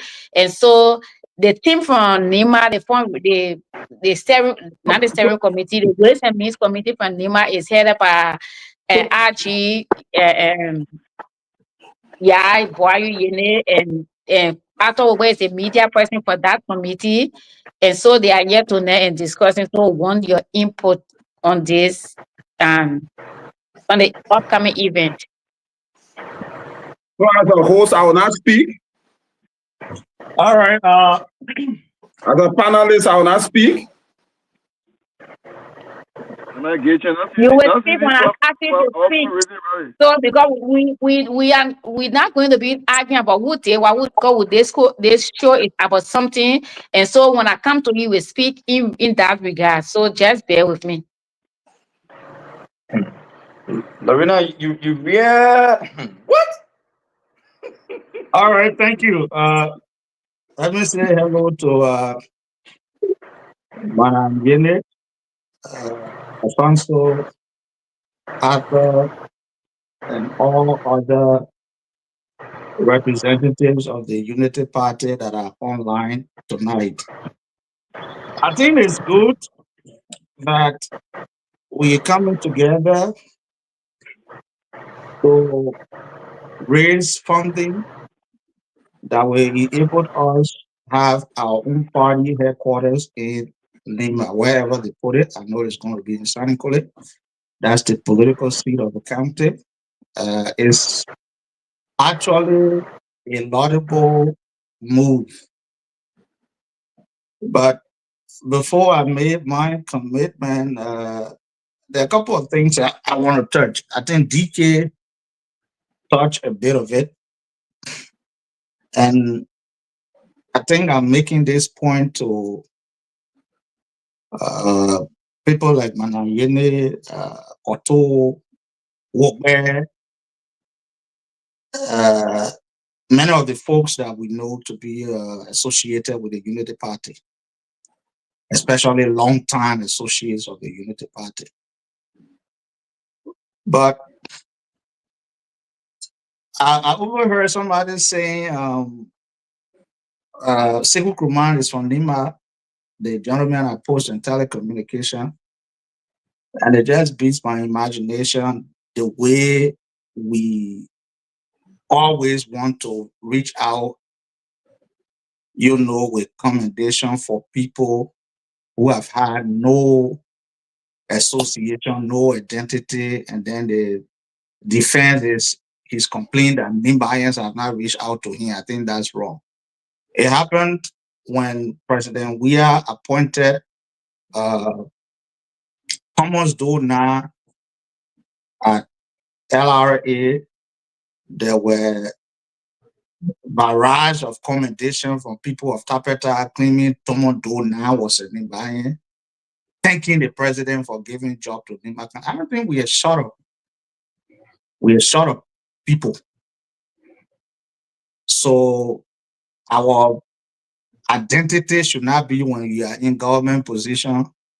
Then of course Nima gets to know that, oh, this person is from Nima. When somebody has lived all of his or her life and has never associated with the county in any form and manner, I don't think you of all persons should be telling people I'm from Nima, but Nima people can't reach to me. Because despite the name, you look at her attributes over the period, there's nothing that concerns Nima that she's not in the forefront of it. So there will be no if and end about it, no argument about it. Anyone who knows God knows that she's not just from Nima, but if you caught her, she bleeds Nima. And that's the kind of Nimayans we want to see. Not people who have no opportunity to be identified. I have known Mr. Nkrumah from the time you were Deputy Minister at the very Ministry of Post and Telecommunication. We've had a series of interactions and conversations. But today, he's become part of Nima and from BAM. But you would not trace him to BAM and see any valid thing to prove that he's from BAM. I think if we want to thank the president, we should thank the president for something else. And then some of the comparison we made when it comes to Nibayans in government, especially this particular one, to that of CDC, to me, it looks very elementary because Nibayans have never ratted themselves for CDC like they did. In fact, we have never had any form of association with CDC. When you check the leadership structure and every history of the CDC, it's not Nimba Center. It just lately that Senator Johnson, Doug Cooper, and other people went to CDC and, the president caused the CDC the influence, especially knowing the kind of person Senator Johnson was in Nima County. So one or two persons who may have gotten job will either be based on the recommendation of those whose president granted them the victory. One of whom was Senator Johnson, and you saw that. There were a lot of our brothers and sisters who was in government because of his recommendation, and it's based on his work. So we should not use that as a yardstick to draw analysis, especially with this government. We sacrificed everything for Joe Barker, 2017. Even when it was apparent that the president who appointed some of us at the time was supporting CDC, we stood our ground. And it cost off everything. The very people who are enjoying power today wrote our names and took it to President Weah as Nima intellectuals. I suffered the consequences. When I was consulting for UNDP and they wanted me to go to EPA, I was rejected on grounds that I was one of the intellectuals from Nima who never saw George Weah to be a presidential material. And I still believe today he's not a presidential material. You know, so if those kind of information comes to book to use the CDC comparison is wrong. One of the greatest joy I have today is young people like Koto, Bob Kato, even Manayene, people who laid down their life and made the greatest sacrifices are young people. At least some of them was considered. I thought were bad. At least. But DK was right to say, look, if you are not an MDR or FOJ, you have no face in the structure of governance, no matter your unity party identity and contribution. DK is right. Who is moderating today on a unity party's event and raising funds? Is Lorena. She's saying, I'm not a unity party person, but it's because of NIMBA. Could Lorena have gone to raise funds for CDC because of NIMBA? No. So we should be very clear. If you come to speak to people to influence their dollars, you use their faces and voices to reason. And that would be good. And the second thing I want to advise to the committee is I monitor the Grand Jury Ike talking to their citizens relative to fundraising, and they were speaking their Crown dialect. I mean, Newton and his guys made it so unique. It's so appealing. You know, their Crown music in the background, and the gentleman with the banners is talking in Crown. Very unique. I would want us to follow suit and look at the Singing Star faction, because we're talking NIMBA. We want our party to have a headquarters in NIMBA. And I think our move should be beyond just headquarters move. After we build headquarters, so what? The party has gone very silent. I have made countless outreach to the chairman of the county. But the only thing they talk about is, you know, basic job and stuff like that. I think that's why in 2017, I personally was one of the agitators of the policy that if you are in government, you should not be party leaders, because your government function will limit your party work. And it's made it now people who goes to party position go with the intent of wanting a job. I want to be in the face of the people so I can grab job. I think we should build the party beyond that and institutionalize it to understand that the institution will be very responsive to the partisans and the people. That will give us a better party. And sometimes it's sickening the way politics is in Liberia. You who vaccinating around, you are the best face. You know, when UP empower you for UP, when CDC empower you for CDC, you are the best kind of politician. I don't think that's the way to build our country. People should be respected based on the principle they have. I think that would be good. Having said that, Manayene, I'm open. I will share my number. You can reach out. I will make my contribution. Anything that concerns Unity Party is about us. It's about our life. It's about our association. It's about our responsibility. And so we remain in the framework of that to making sure that the rooster remains the rooster, because that rooster is a NIMBA rooster. And we must align or stand behind that rooster to make it crow the loudest to the hearings of all of Liberia. I think that's some of us joy. So I said, thank you. We should work beyond just raising money. We should try to institutionalize the party. Thank we you. should raise the momentum once again. Thank you. Thank you, Marveson.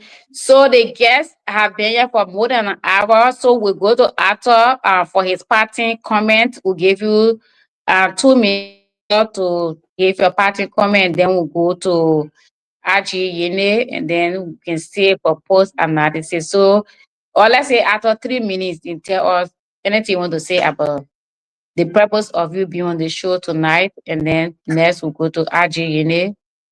You can't allow me to speak to the both of them. You know what I want to say? What you do, I really want to see that thing. Don't do that. I've been on the show for more than 1 hour. You can't let me say as a panelist to just speak. My man, we can't get your platform to can't campaign against us. Please listen to us, man. Listen to us. What I'm saying, I'm a panelist, so this is not just a regular show, it's a special show. So we're not going to go around to, you know. Don't do that, Lorena. At least you can't give me 1 minute. I mean, don't do that. Don't do that. Can you put left? No, and I said we will talk. Not the chill. The thing about Liberia. Where are you doing that secret?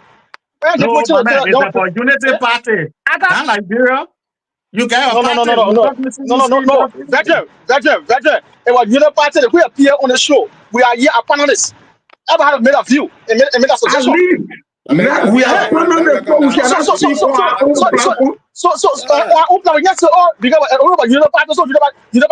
Then you go to the platform. We can't be sure they don't want to, you know, make our point or our view. Chris, I beg you, comrade. The purpose of tonight's show was for fundraising, and we'll stay here for the post analysis. You can say whatever you want to say. The people are done. You got post analysis to me now. So, my question is: so if they Musa better party appear for NLT, then you know, party to not talk. When it's fundraising, when it's fundraising, at least we should have been given 1 minute. I want neither to respond to a panel, a fanso koto garbage. Nah, so that's why we don't want. We're talking to our people to give us money. You want to respond to somebody message before it garbage. We're looking for money, man. We're not looking for money. No, they don't do that. It's wrong. I don't do that. Chris, we don't. I mean, Chris, can be tolerant, man. You're not a monitor here. The monitor recognize me. So be tolerant. Go ahead. So let me agree with CM brother Marveson and DK that the issue raised by you guys are very genuine. We take that into consideration. We know that there are issues after winning election. The job issue is very cardinal. The party maintenance issue that you raise is very cardinal. The sustainability of the party is very cardinal. We know that.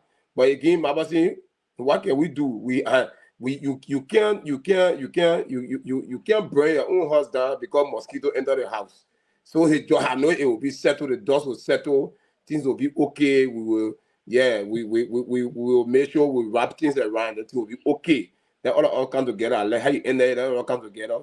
We did not come here basically to respond to the CDC people and talk about it and compare CDC with that of UP. We thought we were not doing that. We did not kind of do that because we know, like I agree with you, we know that when it comes to Nima, it is UP. We got a traditional tie with UP, got a traditional tie with Nima, not CDC. We know that historically, even the structure of our party, got UP there, not in government. So we're not comparing two, but because the brother King, he was just throwing jazz, so we thought it was correction at all. But basically, what I can say to the PKS team is that thank you for allowing us here to appear today. The buyers, they are already in spirit in Ganta. The program cannot be the 29th. They are already in spirit for the program. The program here in Moru will be on the 5th. They are already in spirit. And we know what Nima can do to satisfy Unity Party. So I can say to you, thank you for at least giving you the opportunity to make a promise that we should reach out to you. You made a little contribution. We appreciate it a lot. We know your stance for the party. We know the level of what you are doing for the party. And let us continue. The party got a bright future for you and I. What we wanted, we did not get it, but I know we'll get more in years to come. So let me say thanks to all of you and Nibai who hear me tonight, who are Unity Party partisans. Those of you who also are government, who in the private sector, who are also Unity Party partisans, who are well-wishers of Unity Party. Come out on the 29th November in Ganta at the Spark Entertainment Center, right to FPRC on the football field. Let us support the Unity Party so that Unity Party Nima chapter can win a war, so that our county name can be written on the wall at the Unity Party conference hall where Jackson F. Donnie will be waiting there as a country that won a war. So let me say thanks to everybody. Madam Chair, you can take it from me. And Chair, I beg you, if you can put in the vernacular too a little bit, it will be very okay for our people that are listening via radio. Try to unmute yourself, please.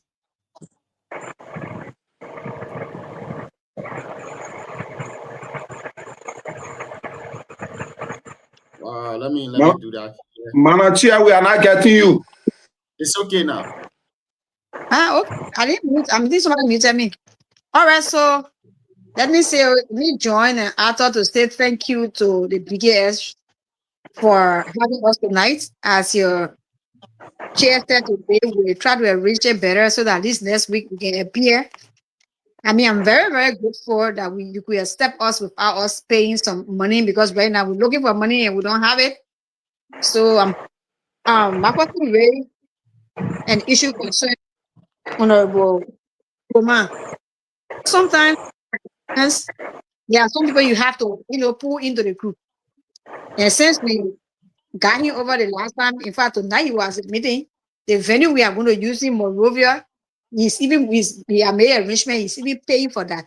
So for me, every time I see somebody from Nima, maybe if you are not being involved, I try to involve you. So I'm sure this is the time, that he feels comfortable now to come in and work with us. So we hope that that's going to be the beginning of his participation in everything that we do. So let me also end by saying we appeal to all those affiliated with or who are members of Unity Party to make your little contribution. We are Nima, we call ourselves the Republic. The Republic doesn't go into anything and then, come out below. We always come out on top. And so we are appealing to everybody, encouraging everyone to turn up next week, Saturday, 29th of November in Gompa City, as Spa. So that, we all can be able to, we're going to have a lot of GB.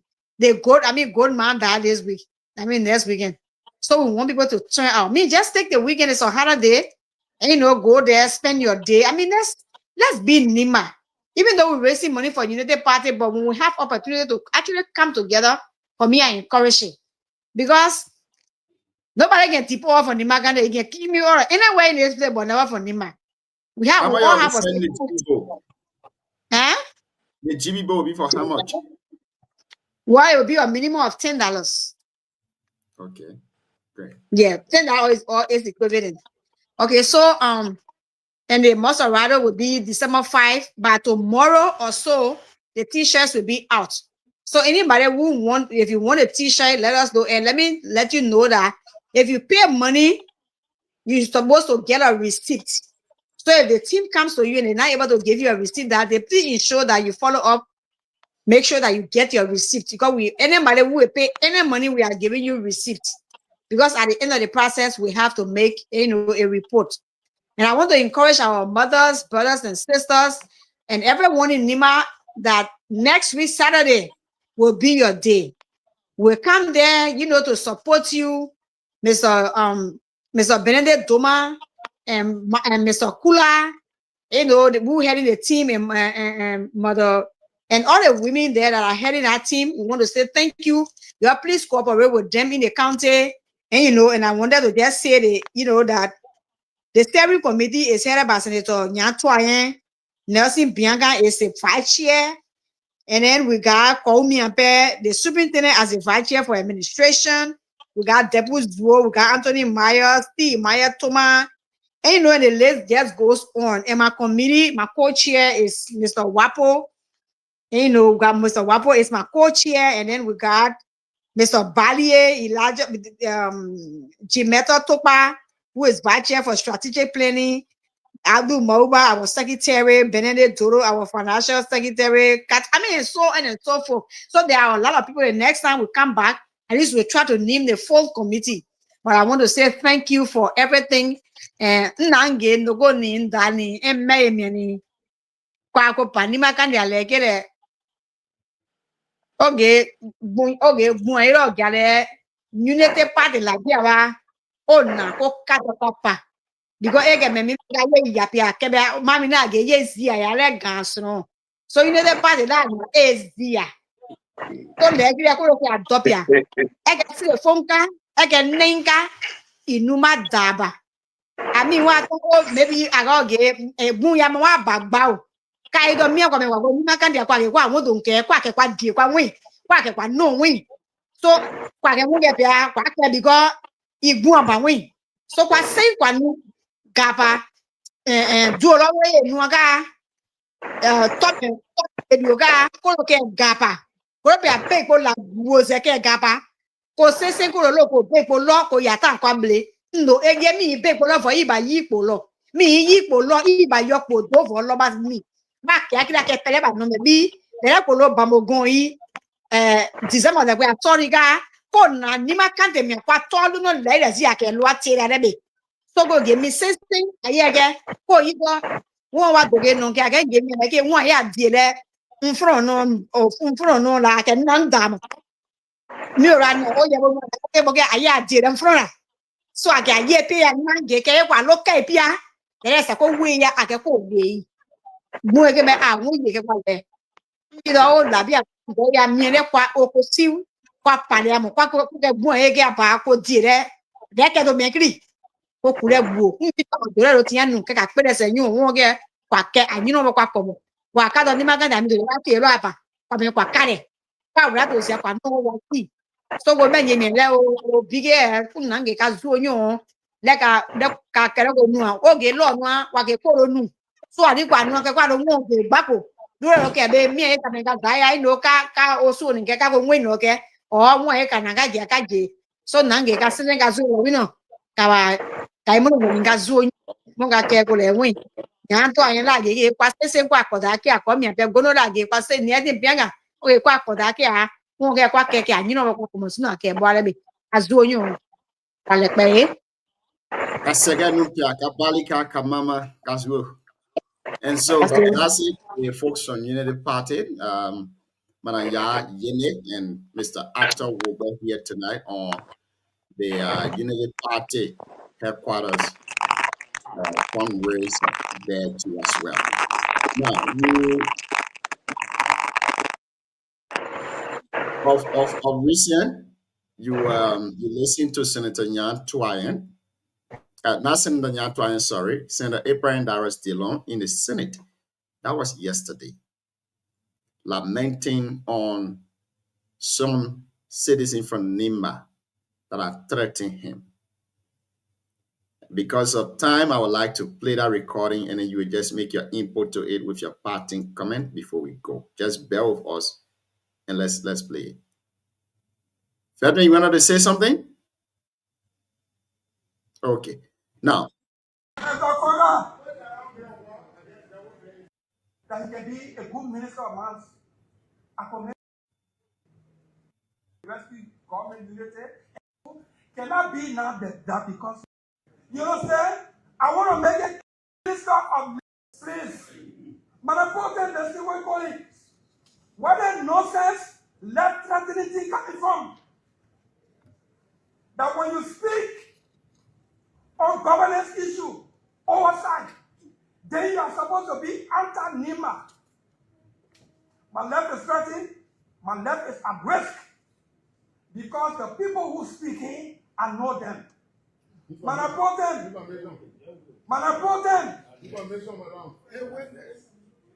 There's not a Nima thing is so it can't be interaction with. Man, I brought them.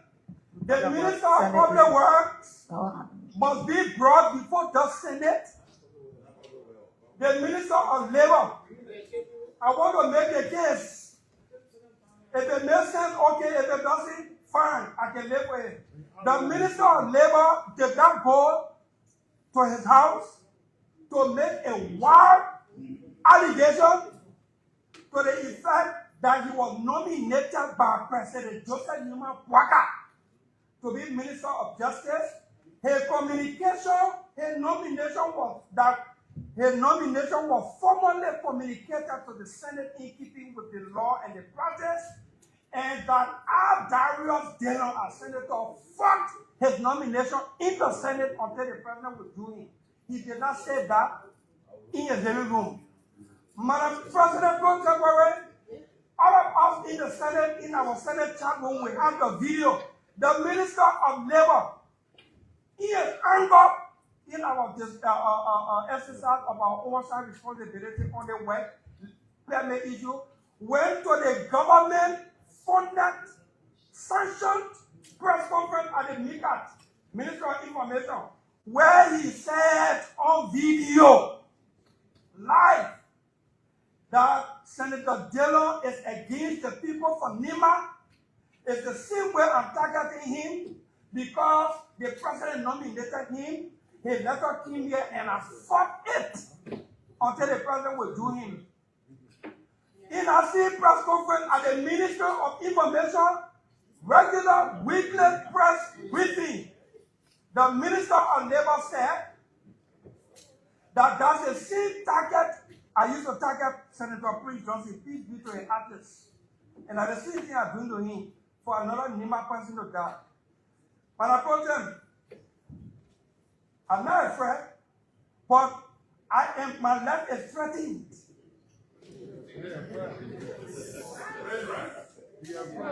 Your life can be threatened while you being in front of the threat.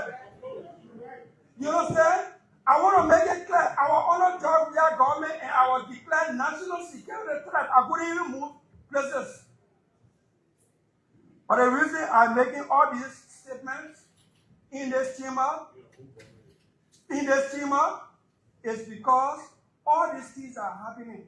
When the labor minister came here as a nominee, he sat there and I asked him about work permit, what we do about work permit to give our people jobs, and he committed. And I told him that I will vote for you so that after 6 months, you can give us what we're doing on the work permit issue for our people to get jobs.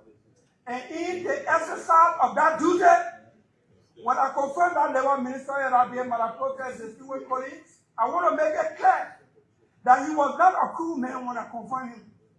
He was not Basa. He was not VAR. He was from NEMA when I confirmed him to be Minister of Labor.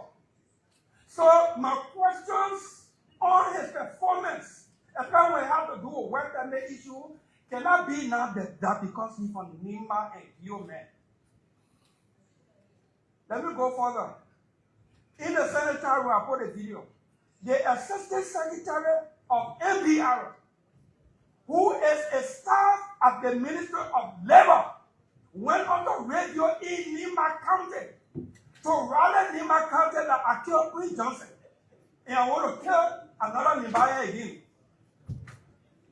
Manapotem, the same colleagues, Mr. Frederick Bay is the Deputy Director of Communications at the Ministry of Labor. He and 2 other quote-unquote civil society institutions issue damning statements against me. He is the Deputy Communications Director at the Ministry of Labor. Manapotem, the minister has said MDR, the people who talking on their own, MDR itself has spoken. Everything the gentleman said to the people of Nima, in Nima, on the radio, that I'm doing everything to frustrate Nima from becoming president. I'm undermining the rescue government unity, and I'm doing it because Labour Party is all kinds of stuff. The gentleman said all of those things, and in MDR official press conference, all those things are enumerated there. The Minister of Labor himself had gone to government platform to say these things. He's the chairman of MDR. MDR Deputy Secretary has spoken. MDR herself has spoken. What on the work permitting business is NEMA business coming? When I fought here for us to do domestic debt, even at that, the CDC government did not say I was after cool people. But what happened today? After audit of domestic debt, officially the GSC reported that the government should not pay $704 million in domestic debt on verified claims. Imagine if we are not fought to bring domestic death issue to light. Book of claims. This is not job. This is no job. You got overzealous people. They'll do anything. So I'm asking the Senate, and let me close. I'm making a case for Mr. Eugene Fagon to be brought before the Senate. Because what he said that we have on tape, video, in our chat room and on social media was not against Senator Snow, was against the Senate. Was against the Senate. At this point in time, Liberia has seen plenty quote-unquote heroes. But by the time they die, they are forgotten. Especially all kind of way. My leg is threatening. I'm serious about this. I have no negative will toward Nima. I just committed my vote. All my colleagues here know I hardly do that. To commit vote in advance, especially doing confirmation hearing to somebody. I committed to Martina Timba last week because he performed, he convinced me that he can be a good minister of mines. I committed that vote. He's not from Grand Bassa County. He is not from Riverside or Sino or Grenville. He is from Nima. Senator Taylor, I could be lying down one day. I know those people that are talking. During the war, when war started for Nima, everywhere a Nima man who had gone entered, he said, "Boy, because he expected everybody to be from Nima." I know them. I know them. I know them.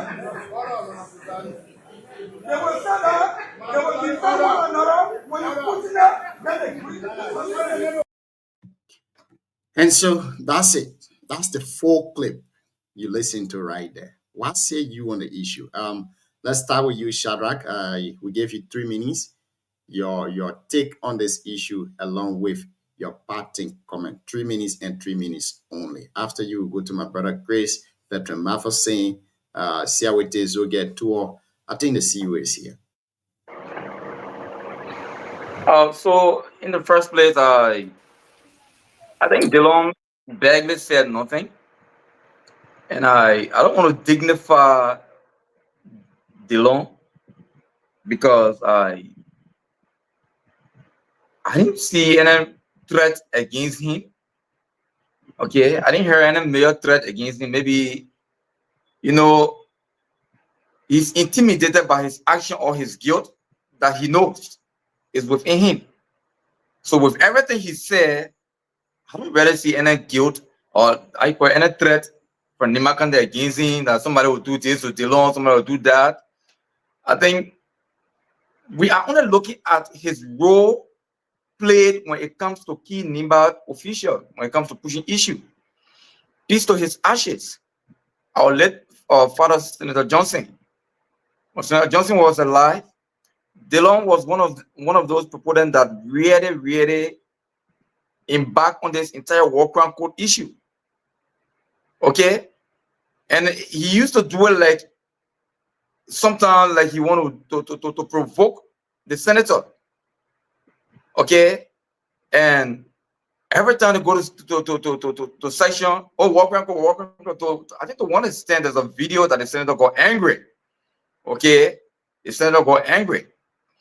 So some of us felt that his advocacy was in good faith. But now that Senator Johnson is dead and DeLong advocacy has died perpetually, signified that he is a fake advocate. Okay? So in other words, maybe he has something personal against the senator. So you see, when you started business management, there is something called objective probability. What happened in the past, when you see it gradually creeping in the present, it also calls your attention that what happened in the past is about to repeat itself. So in as much as he provoked our senator yesterday, and today again, he keep provoking Kobokra. This is not his first time against Kobokra. On Kobokra. Okay. And he's the only person that sees everything. And what are those things he sees come with no good reason.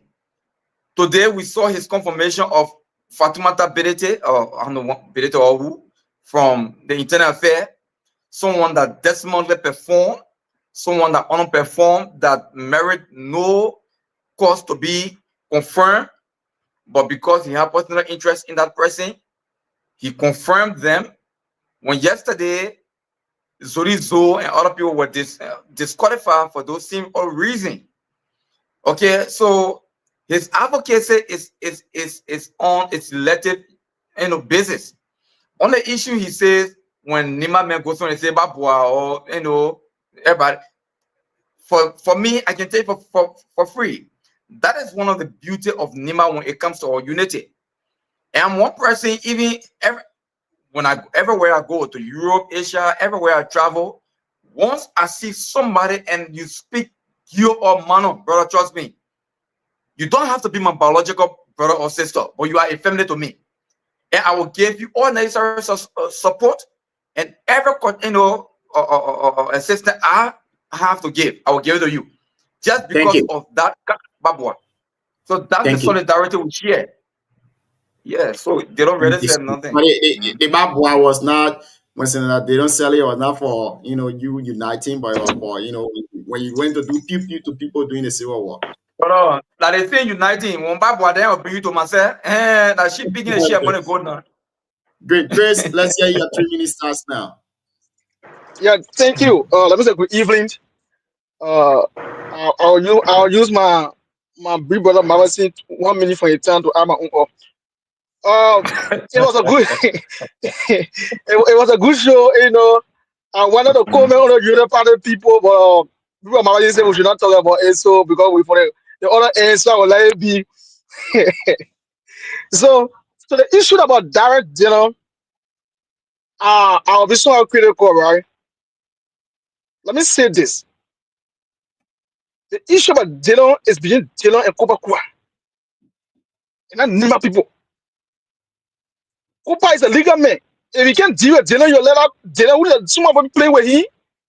You don't want to respond or to address him. They should not involve Nima people in that team. I read a lot of messages on Facebook. I don't want for people to drag Nima into the team because it happened in the 19th, some of us that year. We are victim of it. Our relative. All that thing that you on Facebook, where were they yesterday when some of those sorry there for MDR? That is so Dylan on Facebook. I read that I can share with you. What about the advocates who talking to them, advocating to them? Where were they yesterday? Right? Come as a legal man, come as a land man.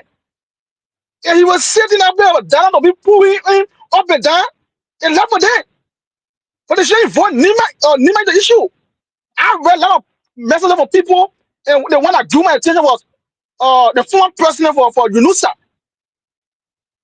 When yesterday, when guys said you were removed, it was not Nima fact. It was for the Nima.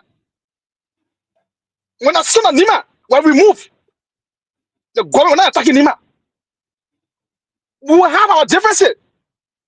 Musa Bidi son of Nima. He have been hit by the government. Have they talked about it? It's not for the word Nima, but they can't mute on it because they can. When Zota Tato removed in that place, how many of them talk about it? How many of those guys on Facebook talk about it today? How many of them? They can't mute because it wasn't their can. It wasn't their circle. That Nima United team from that chat room, they told you on Facebook, they don't remain in that chat room. They should involve Nima into that process. Because if anything happens tomorrow, those guys are trying to have an upper hand to leave that place to go to Africa, Guinea. Our grandmother in your villages, they will be victimized in the process. Why we can't be true to reality? When it happens to other people, they stand up. When it happens to other people, they mute and stand up on it. So those sons of Nima have been fought by the government. They have been attacked by this government. They're not fighting Nima, right? But when it comes to Kufa Kua, now they're fighting Nima. When they hear Benete in that place, they see Nima kind of man to their own Facebook. They're on the scene, so they're attacking Benete. And Benete are they won't pretend that Benete on yesterday. When Gaza, you know what we move. We saw Gaza. Oh, Gaza, not support you know part of the campaign. That bad mentality to have in Nima. It's bad in Nima. And not someone that's subscribed to the Union Party or the rescue team. You become enemy to them, Nima. Are they kidding me? So allow Kuba and that you know now rescue memo. They're working the government. That's a general issue. They are men in love to face the battle. Kuba is a legal man. That Kuba again. That general. If he can't do it, he was sending out play for a little bomb. A high school drop out. So we do it by ear in our place. They don't bring Nima in the picture. That let Nima kind of sleep. That let also be become and all that I'm for Nima. In our palati. The rescue people palati. That Nima, you know the people do nothing. Thank you. Thank you so much. On est bon, so les people on say they bought talking for them. So by the way, yesterday, Siawete Zogia Tour got married, and I want to throw it publicly to this platform. We need to find our mayor gift. It's a good thing to get married, Chris. I will travel there. I will go there. I will go there. I will go to my brother. That's exactly where I want to begin my comment on the DeLon's issue. I want to say congratulations to Siawete. That's a good move.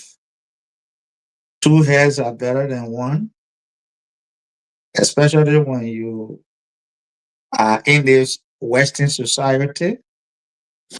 In Liberia, our parents who allow our mothers to sit back and become professional, home mother, and we men are out there doing everything. But in the Western society, it's a different story. If you want to have a perfect and beautiful home, forget about the outside.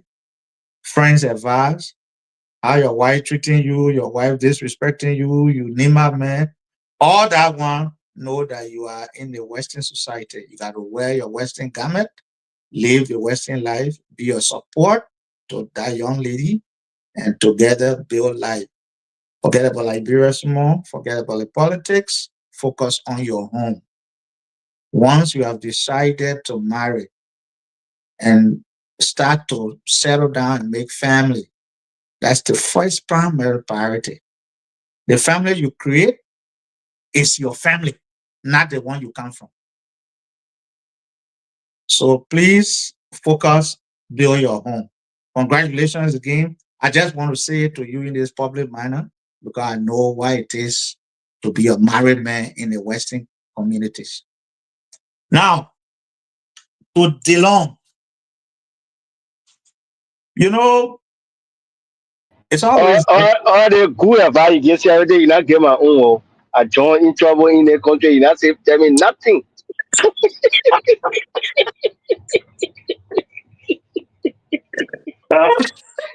Okay, sorry. Sorry. Now, DeLon, I'm just out of words. And I'm out of words for the right reason. Because Nimbayans, we are different kind of people. I always like to follow the biblical footprint of tribes. If you read the Bible, you get to realize that the Dan is one of the missing tribes. One of the sons of Abraham. And if you check the tribal symbol, you'll see the Dan and you see a serpent,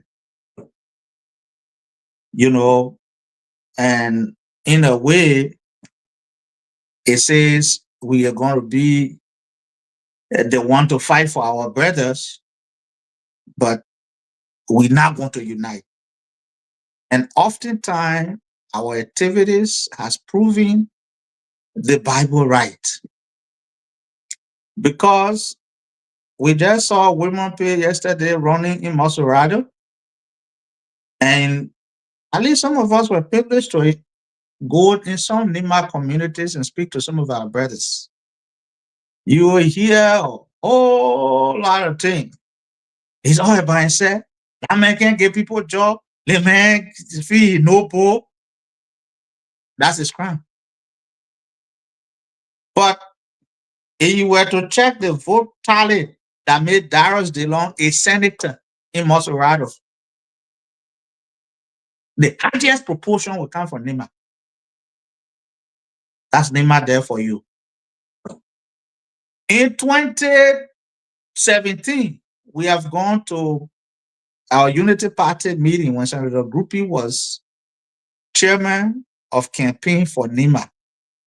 In the meeting, he said it jokingly that, look, in the first round of this election, I will not be very robust because Senator Johnson is in this election and Senator Johnson is a son of Nima. After all, that the Lofa people fight, we fighting. Senator Groupie was recorded and taken to Boaka. Today, it's the problem between Senator Groupie and Boaka. That his, as party senior executive and in the House of Legislature, his seat was put up for convention. I personally went to talk to Oben Boaka at the time. And then me, Katika Dan, Henry Groupie, we went again to Oben Boaka. That 2023 is coming. We can't give our seat out, you know, to AMC. It's going to make the work difficult for all. And thank God, Senator Kuhn came our way. Had it not been Senator Kuhn's presence on our ticket, Boaka wouldn't have become president. Today, Please wrap it up for us in 30 seconds, veteran. yeah, I just want to give you a little history to know the kind of people we are and why I find it difficult to even respond to DeLong's trash. Because DeLong is benefiting from our sweat and he's right to say some of the things he's saying. We made him senator. Today, the exact same things Senator Groupie said is what happening. Check the government. The meat of the government is Tolofa. The meat of the vote is from Nima. You see the irony? So we will always celebrate outside our own expense. And when they turn at us, then we start to cry and looking for false unity. False, very false unity. We will not be united always in battle. When we were voting for DeLong, when Jean Vaughn was launching that music, DeLong Delight, they didn't know that Jean Vaughn was back there. But Federal Maverick, let me make this a little interactive with you. Do you think Senator DeLong is wrong? Let's take, for example, his advocacy on this entire work permit thing, that people are getting jobs, specifically in the private sector. Those people are bringing foreigners to come and work. And this particular labor minister, he's on record for saying that the job or the work permit is bringing revenue to the government. Now, which one will you prioritize? Is it the 1,000 hour revenue that is coming to the government or the Liberian people getting job? On the MCC scorecard, you saw it. I'm coming there. It's not a catch-22 situation. If you are not involved with venture that require employment in Liberia, you will not know the frustration of business owners, companies owners. Liberians do not have the work ethic. They really don't. You pay people, I mean, the ethical values Here in this country, when they say you go to work, my brother, you go to work. If I'm at work, my phone is in my car. During my lunch break, that's when I interact with my phone. That ethics is not in Liberia.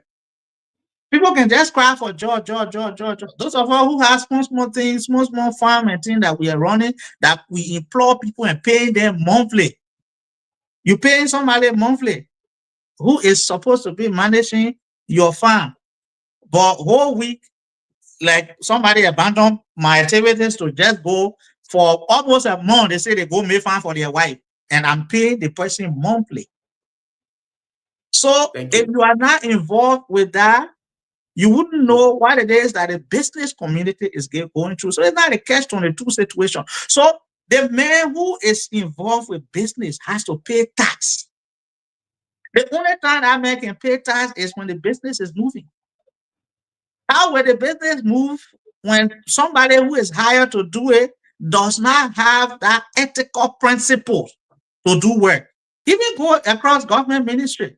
There are people who they're virtually doing nothing, but they're taking pay. We agree that's government. Government is not a profit-making entity. The profit of government is the people. But take it to business. So employers get frustrated. They will have to go and listen to Aliko Dangote business report.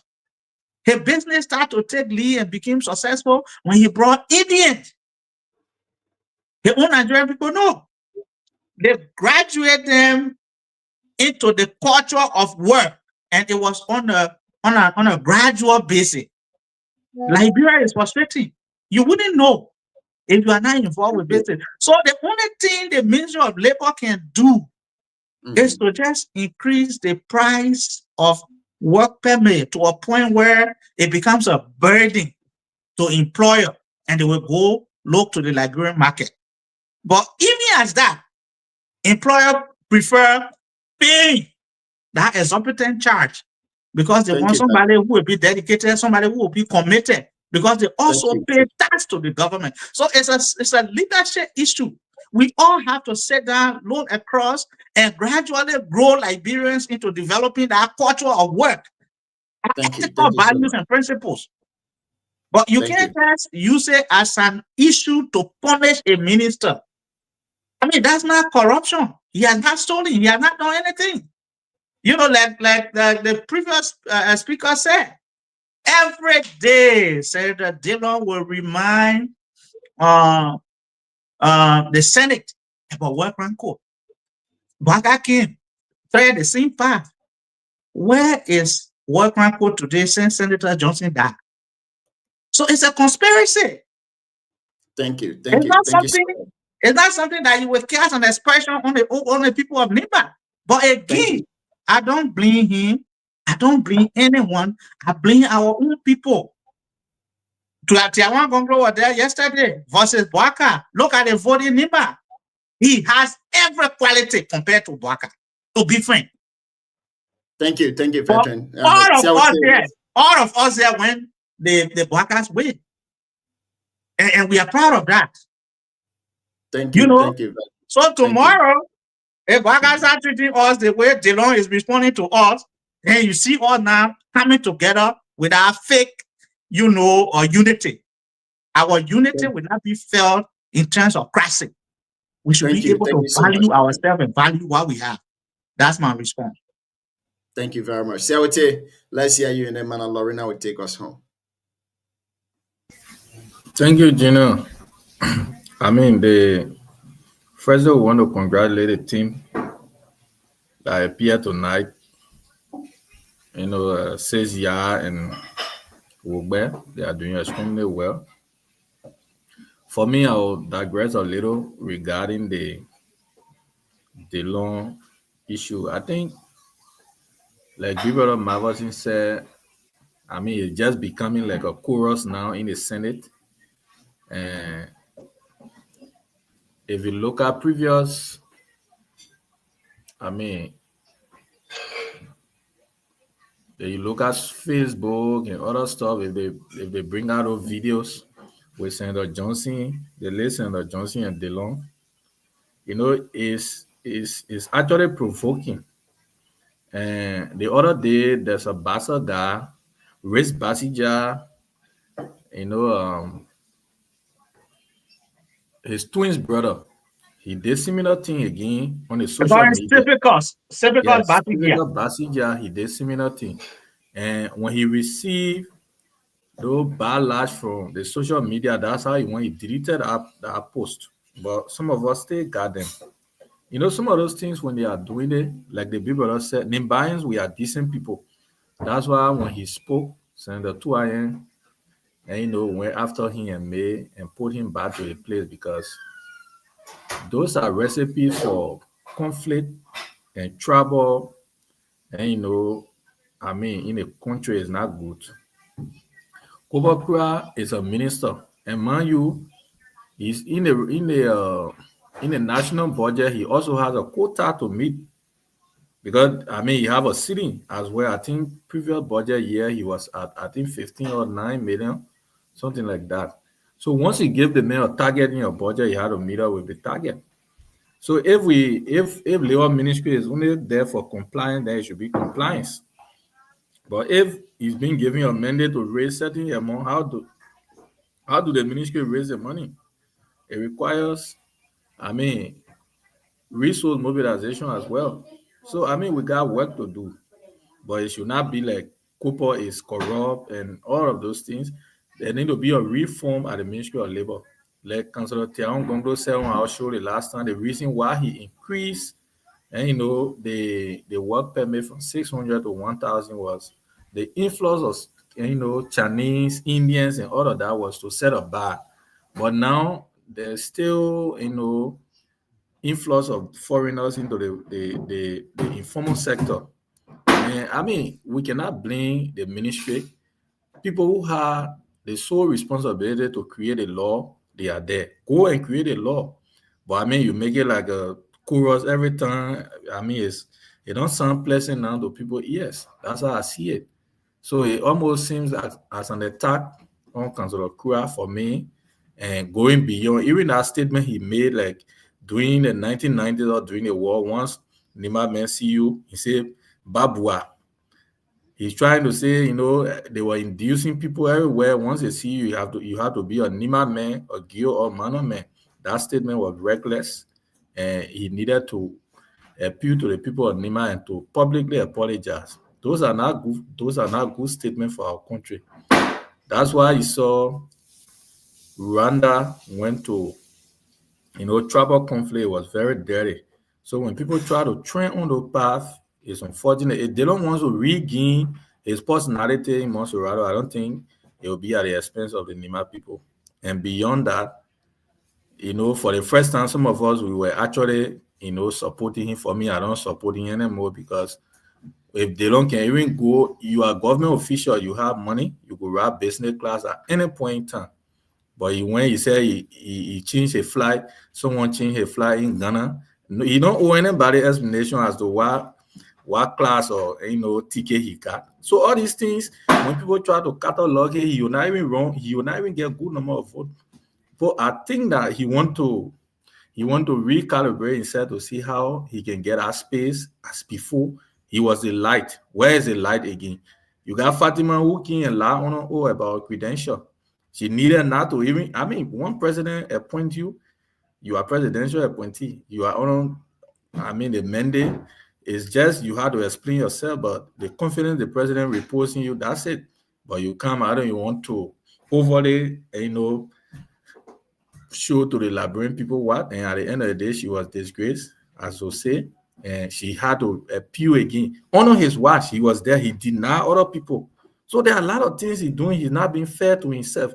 So people have lost the taste and the essence of his advocacy, quote unquote, just to get to power. He said, you'll not ride $45,000 car. Where is the $45,000 car? He riding over $50,000 to $60,000 car today. So should we be checkmating on that? Then at the end of the day, somebody will want to come and stand about Nima people. Nima people, we are decent people. I hear people saying, to conclude, people saying, oh, they tell not about Nima and they learn this, that. It's about Nima. Because once you hold the people on Nima, that statement yesterday was very reckless. And he needed, even yesterday, Senator Kuga and Honorable Tua should have already descended on him, but they just took it as, just, I don't know, gentleman thing. So, I mean, that it is what I think the Ministry of Labor need to do is, because when you push somebody, you provoke them, you push them to anger. And your layman saying is, what may mention, maybe vest. Because you're pushing the old man as if he's corrupt, and that's a statutory responsibility as a ministry, both compliance and to raise revenue. So, I mean, the law is actually going beyond his bound, and I think that's why some of those things are coming also. I mean, it was a good show tonight. John, thank you very much. Say Lorena and Big Brother Marasin. We'll talk after the show. I called you the other day. I didn't get you, so yeah. All that work, my man. Yeah. Sorry. So thank you. Thank you so much, Siawete. To our ever potent host for tonight, Madam Lorena, take us home. You are muted.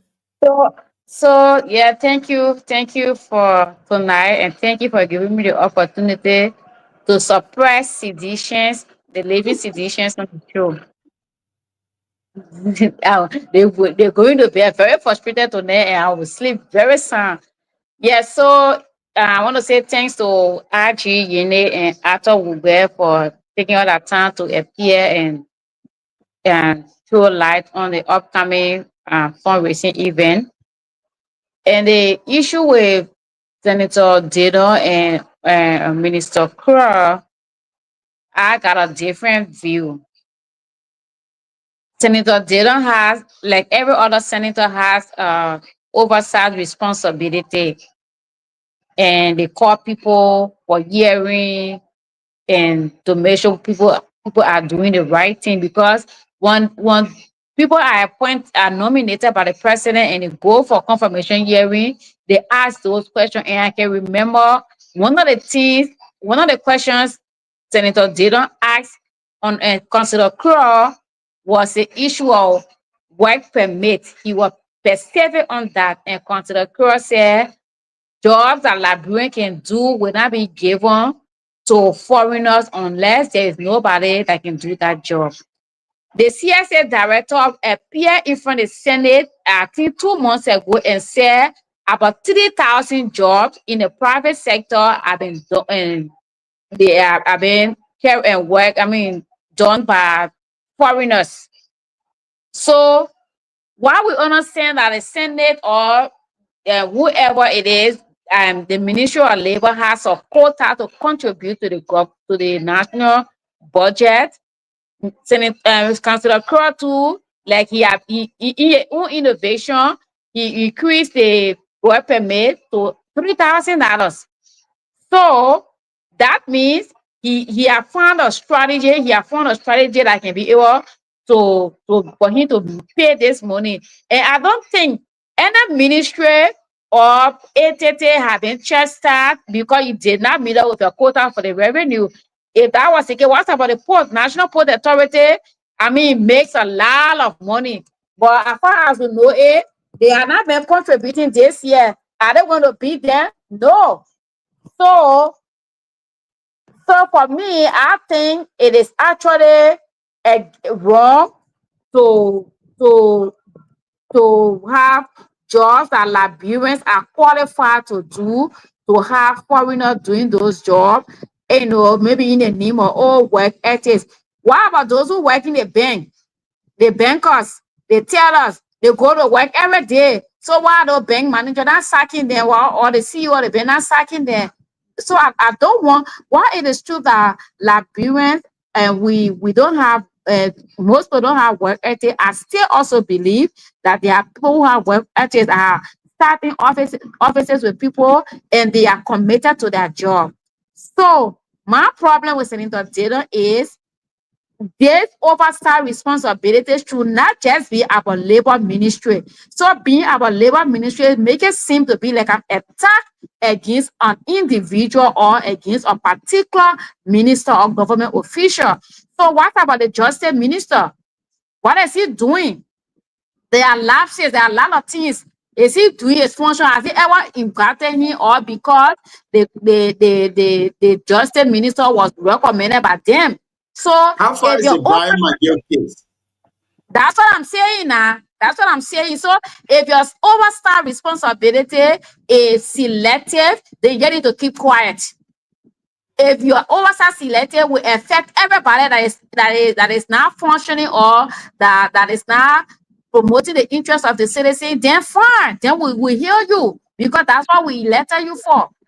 Then coming to the guys who had a press conference and talk and said they don't have killed from them before and he's trying to kill another person from them and XYZ, and then coming to even sending to Councilor Crow, Amika, who said you were appointed as you were nominated as Justice Minister. A letter when the Senate did not deny it. It was this woman, it was this thing that he got appointed and what would do. They let her go in the Senate. No. So I think they should not look at it from the perspective or from the angle of being an attack on Nimba, but rather be an attack on the son of Nimba. And for the fact that, because I'm saying the two ways, for the fact that Dana is not having the oversight to all of Minister of Justice, RG, Gregory Cuomo, then Dana, you are being biased, he's being biased, and he's being selective in oversight responsibility, and it's like an attack on Copper Claw. Equally so, people should not say it is an attack on Nimba.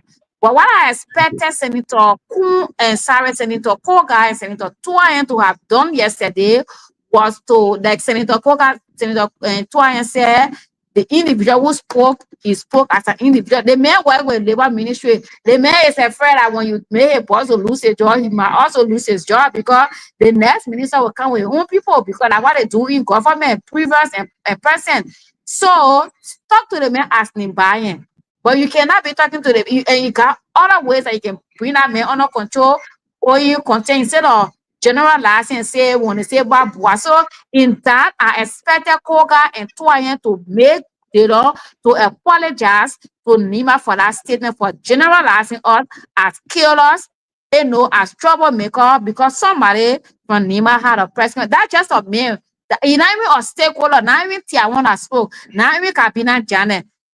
Just one boy looking for a daily bread. So I think that both sides are wrong and they need to do it different. You are being biased because your oversight only a labor ministry. Call Gregory Cuomo, call the justice minister. Then we know that you have oversight. Other than that, you need to keep quiet in the Senate. Thank you so much, Madam Lorena. Thank you. As a Nima case, this is not a Nima case. You don't make people to be afraid of us. This is not a Nima case. This is one senator by selectively exercising a right or a duty or a government official, which is allowed in the Constitution. It is not between Nima and Senator Didon. Thank you. Thank you. Thank you ever so much, Madam Lorena. Thank you for hosting the show tonight. I'd like to say thank you to you, Veteran Mafasin, Siawitezo, Getua, Chris, Silly, and the rest of the folks. Thank you for being here tonight. It's been a wonderful show. See you guys tomorrow. Thank you.